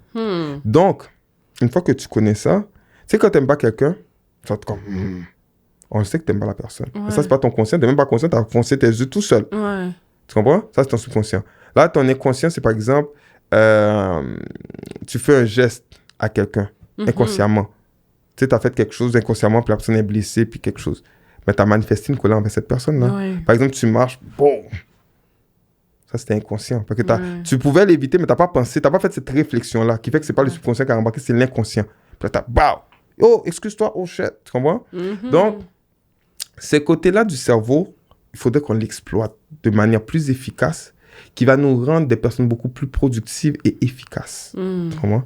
C'est vrai. Donc, c'est ça qui, je pense, qui va beaucoup aider la communauté. Parce que je crois beaucoup à la communauté. C'est juste que c'est fatigant. C'est fatigant, c'est épuisant, mais j'y crois. Donc, c'est pour ça qu'à travers nos comportements, nos gestes, nos acquisitions et tout, je pense qu'on va pouvoir... les aider. Exact. C'est vrai, c'est vrai. Puis moi, j'aime bien dire que, on est la nouvelle génération qui doit changer les choses aussi, tu sais. Exact. Mais changer les choses, c'est pas facile. Non, parce que les parents s'imposent beaucoup dans la vie des enfants. Tu sais, par exemple... Beaucoup. Par exemple, il y a beaucoup de personnes qui m'ont dit, moi, je me suis marié parce que mes parents m'ont dit de me marier. C'était pas prévu. Je l'ai fait pour la forme. OK. Tu comprends? Donc, ça veut dire que dès qu'il y a un problème dans le foyer, tu es obligé de dealer avec ça parce que tu t'es mis dans une situation, parce que bon, il y a l'affaire, les biens patrimoniaux, etc. Absolument. Donc, tu es obligé de toujours t'ajuster. Donc, tu deviens même plus toi-même. Parce que si je le divorce, ça va être obligé de faire 50%, j'ai pas le moyen d'acheter sa part, puis je vais pas perdre la maison, je vais le tolérer.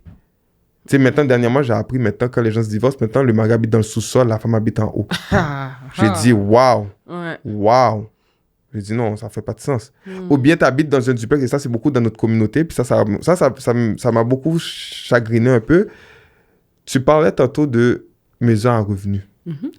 Mais dans notre communauté, malheureusement, quand ils achètent un duplex ou un triplex, c'est pour mettre le mon oncle, la ma tante, mais ils deviennent comme des roommates, des colocataires. Mais c'est plus une maison à revenus, là.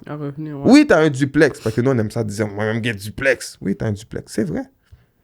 C'est à qui, le duplex? Parce que le duplex, tu l'as fait pour qui? Pour la famille. Donc, c'est un héritage familial. Tu ne laisses pas pour tes enfants, tu le laisses pour... Tu sais, si tu meurs d'un matin, c'est qui hérite de ce duplex-là? Ta maman qui habite au 3e étage, ton papa, ton oncle qui habite au 2e, c'est qui? Tu complexes, t'as comme complexé la chose. Je sais pas si tu as remarqué ça dans ton domaine beaucoup, là. Mais en fait, j'avais plus l'impression que c'est de plus en plus populaire à cause des prix des propriétés. Je veux dire, on va se mettre ensemble, la famille ensemble, puis on va acheter un bien immobilier. Oui, mais ils habitent tout en dedans. Fait qu'il n'y a pas de revenus. Puis généralement, il n'y a pas de profit qui se fait. Non, si l'hypothèque me coûte 1500, on est 3, c'est 500. Exact. Le loyer coûte moins cher, c'est comme le loyer il y a 10 ans, c'est bon. Exact. Mais c'est vrai. Ça te rapporte rien. Moi, il y a un Italien qui s'appelle Tony. Lui, sa maison, tu sais, quand les maisons, moi j'ai appris ça avec Tony, là, dans le temps. Quand une maison est payée, c'est quand tu as 2 lions en avant de ta propriété. Oui.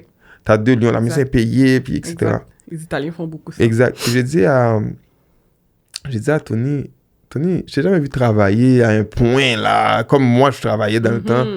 Il m'a dit, Lovi, j'ai 2 duplex, et j'ai 2 triplex. Le premier triplé, je l'ai hypothéqué pour acheter le deuxième. Les deux ensemble, l'argent, ça me paye l'hypothèque de ma maison. OK. Je ne dis pas qu'il n'y a pas ça dans notre communauté. Mais je ne dis pas qu'il n'y a pas ça dans notre communauté. Mais qu'est-ce que je trouve dommage, c'est un Italien qui me l'apprend. Ouais. Tu comprends? Il y en a sûrement dans notre communauté. Mais comme tantôt tu disais, tu as peur que les gens te fassent du mal, fait que tu gardes le secret pour toi. Mais l'Italien, lui, il n'a pas peur, lui. Non, lui, non. Ouais. Tu comprends? Lui, il est prêt à te le donner, cette connaissance-là. Ouais. Pourquoi? Seul lui le sait. Ben, j'étais très ami proche avec Tony, là. Ouais. Fait qu'il me l'a dit, puis OK, fine. Tu comprends? Sauf qu'à l'époque, ça ne m'interpellait pas. Exact. Ça ne m'interpellait pas. Comme je l'ai dit, c'est une situation qui m'a amené à le faire. Tu comprends? Ouais. Donc, c'est ça. Wow. Ouais. Mais écoute, Lovie, merci beaucoup d'être venu dans mon podcast. J'apprécie. Puis, tu sais, comme je te dis, si on peut aider les gens à sortir dans quelle merde qu'ils sont, mais tu sais, à évoluer. Faut aller plus loin que faut aller au-delà du blocus culturel. Exact. C'est les vocabulaires, là, etc. C'est vrai. Donc, ça m'a fait plaisir parce qu'il fallait vraiment mettre ça en lumière parce que c'est lourd. C'est lourd. Vraiment. Quand on dit que c'est du lourd, c'est du... Puis, tu sais, c'est pour ça que j'ai mis le titre de mon podcast Politiquement incorrect, où ce qu'on parle des choses que les gens veulent pas dire, tu comprends? Parce que techniquement, la société est pas prête à ça. Exact. En d'autres mots, on n'est pas là pour être aimé, on est là pour poser qu'est-ce qui doit être dit, point bas. Tu aimes, tant mieux. Tu aimes pas... Goodbye. Voilà. Effectivement. All right. Merci beaucoup, Lovie. Ça fait plaisir, cher. Yes, on a passé à travers. Yeah.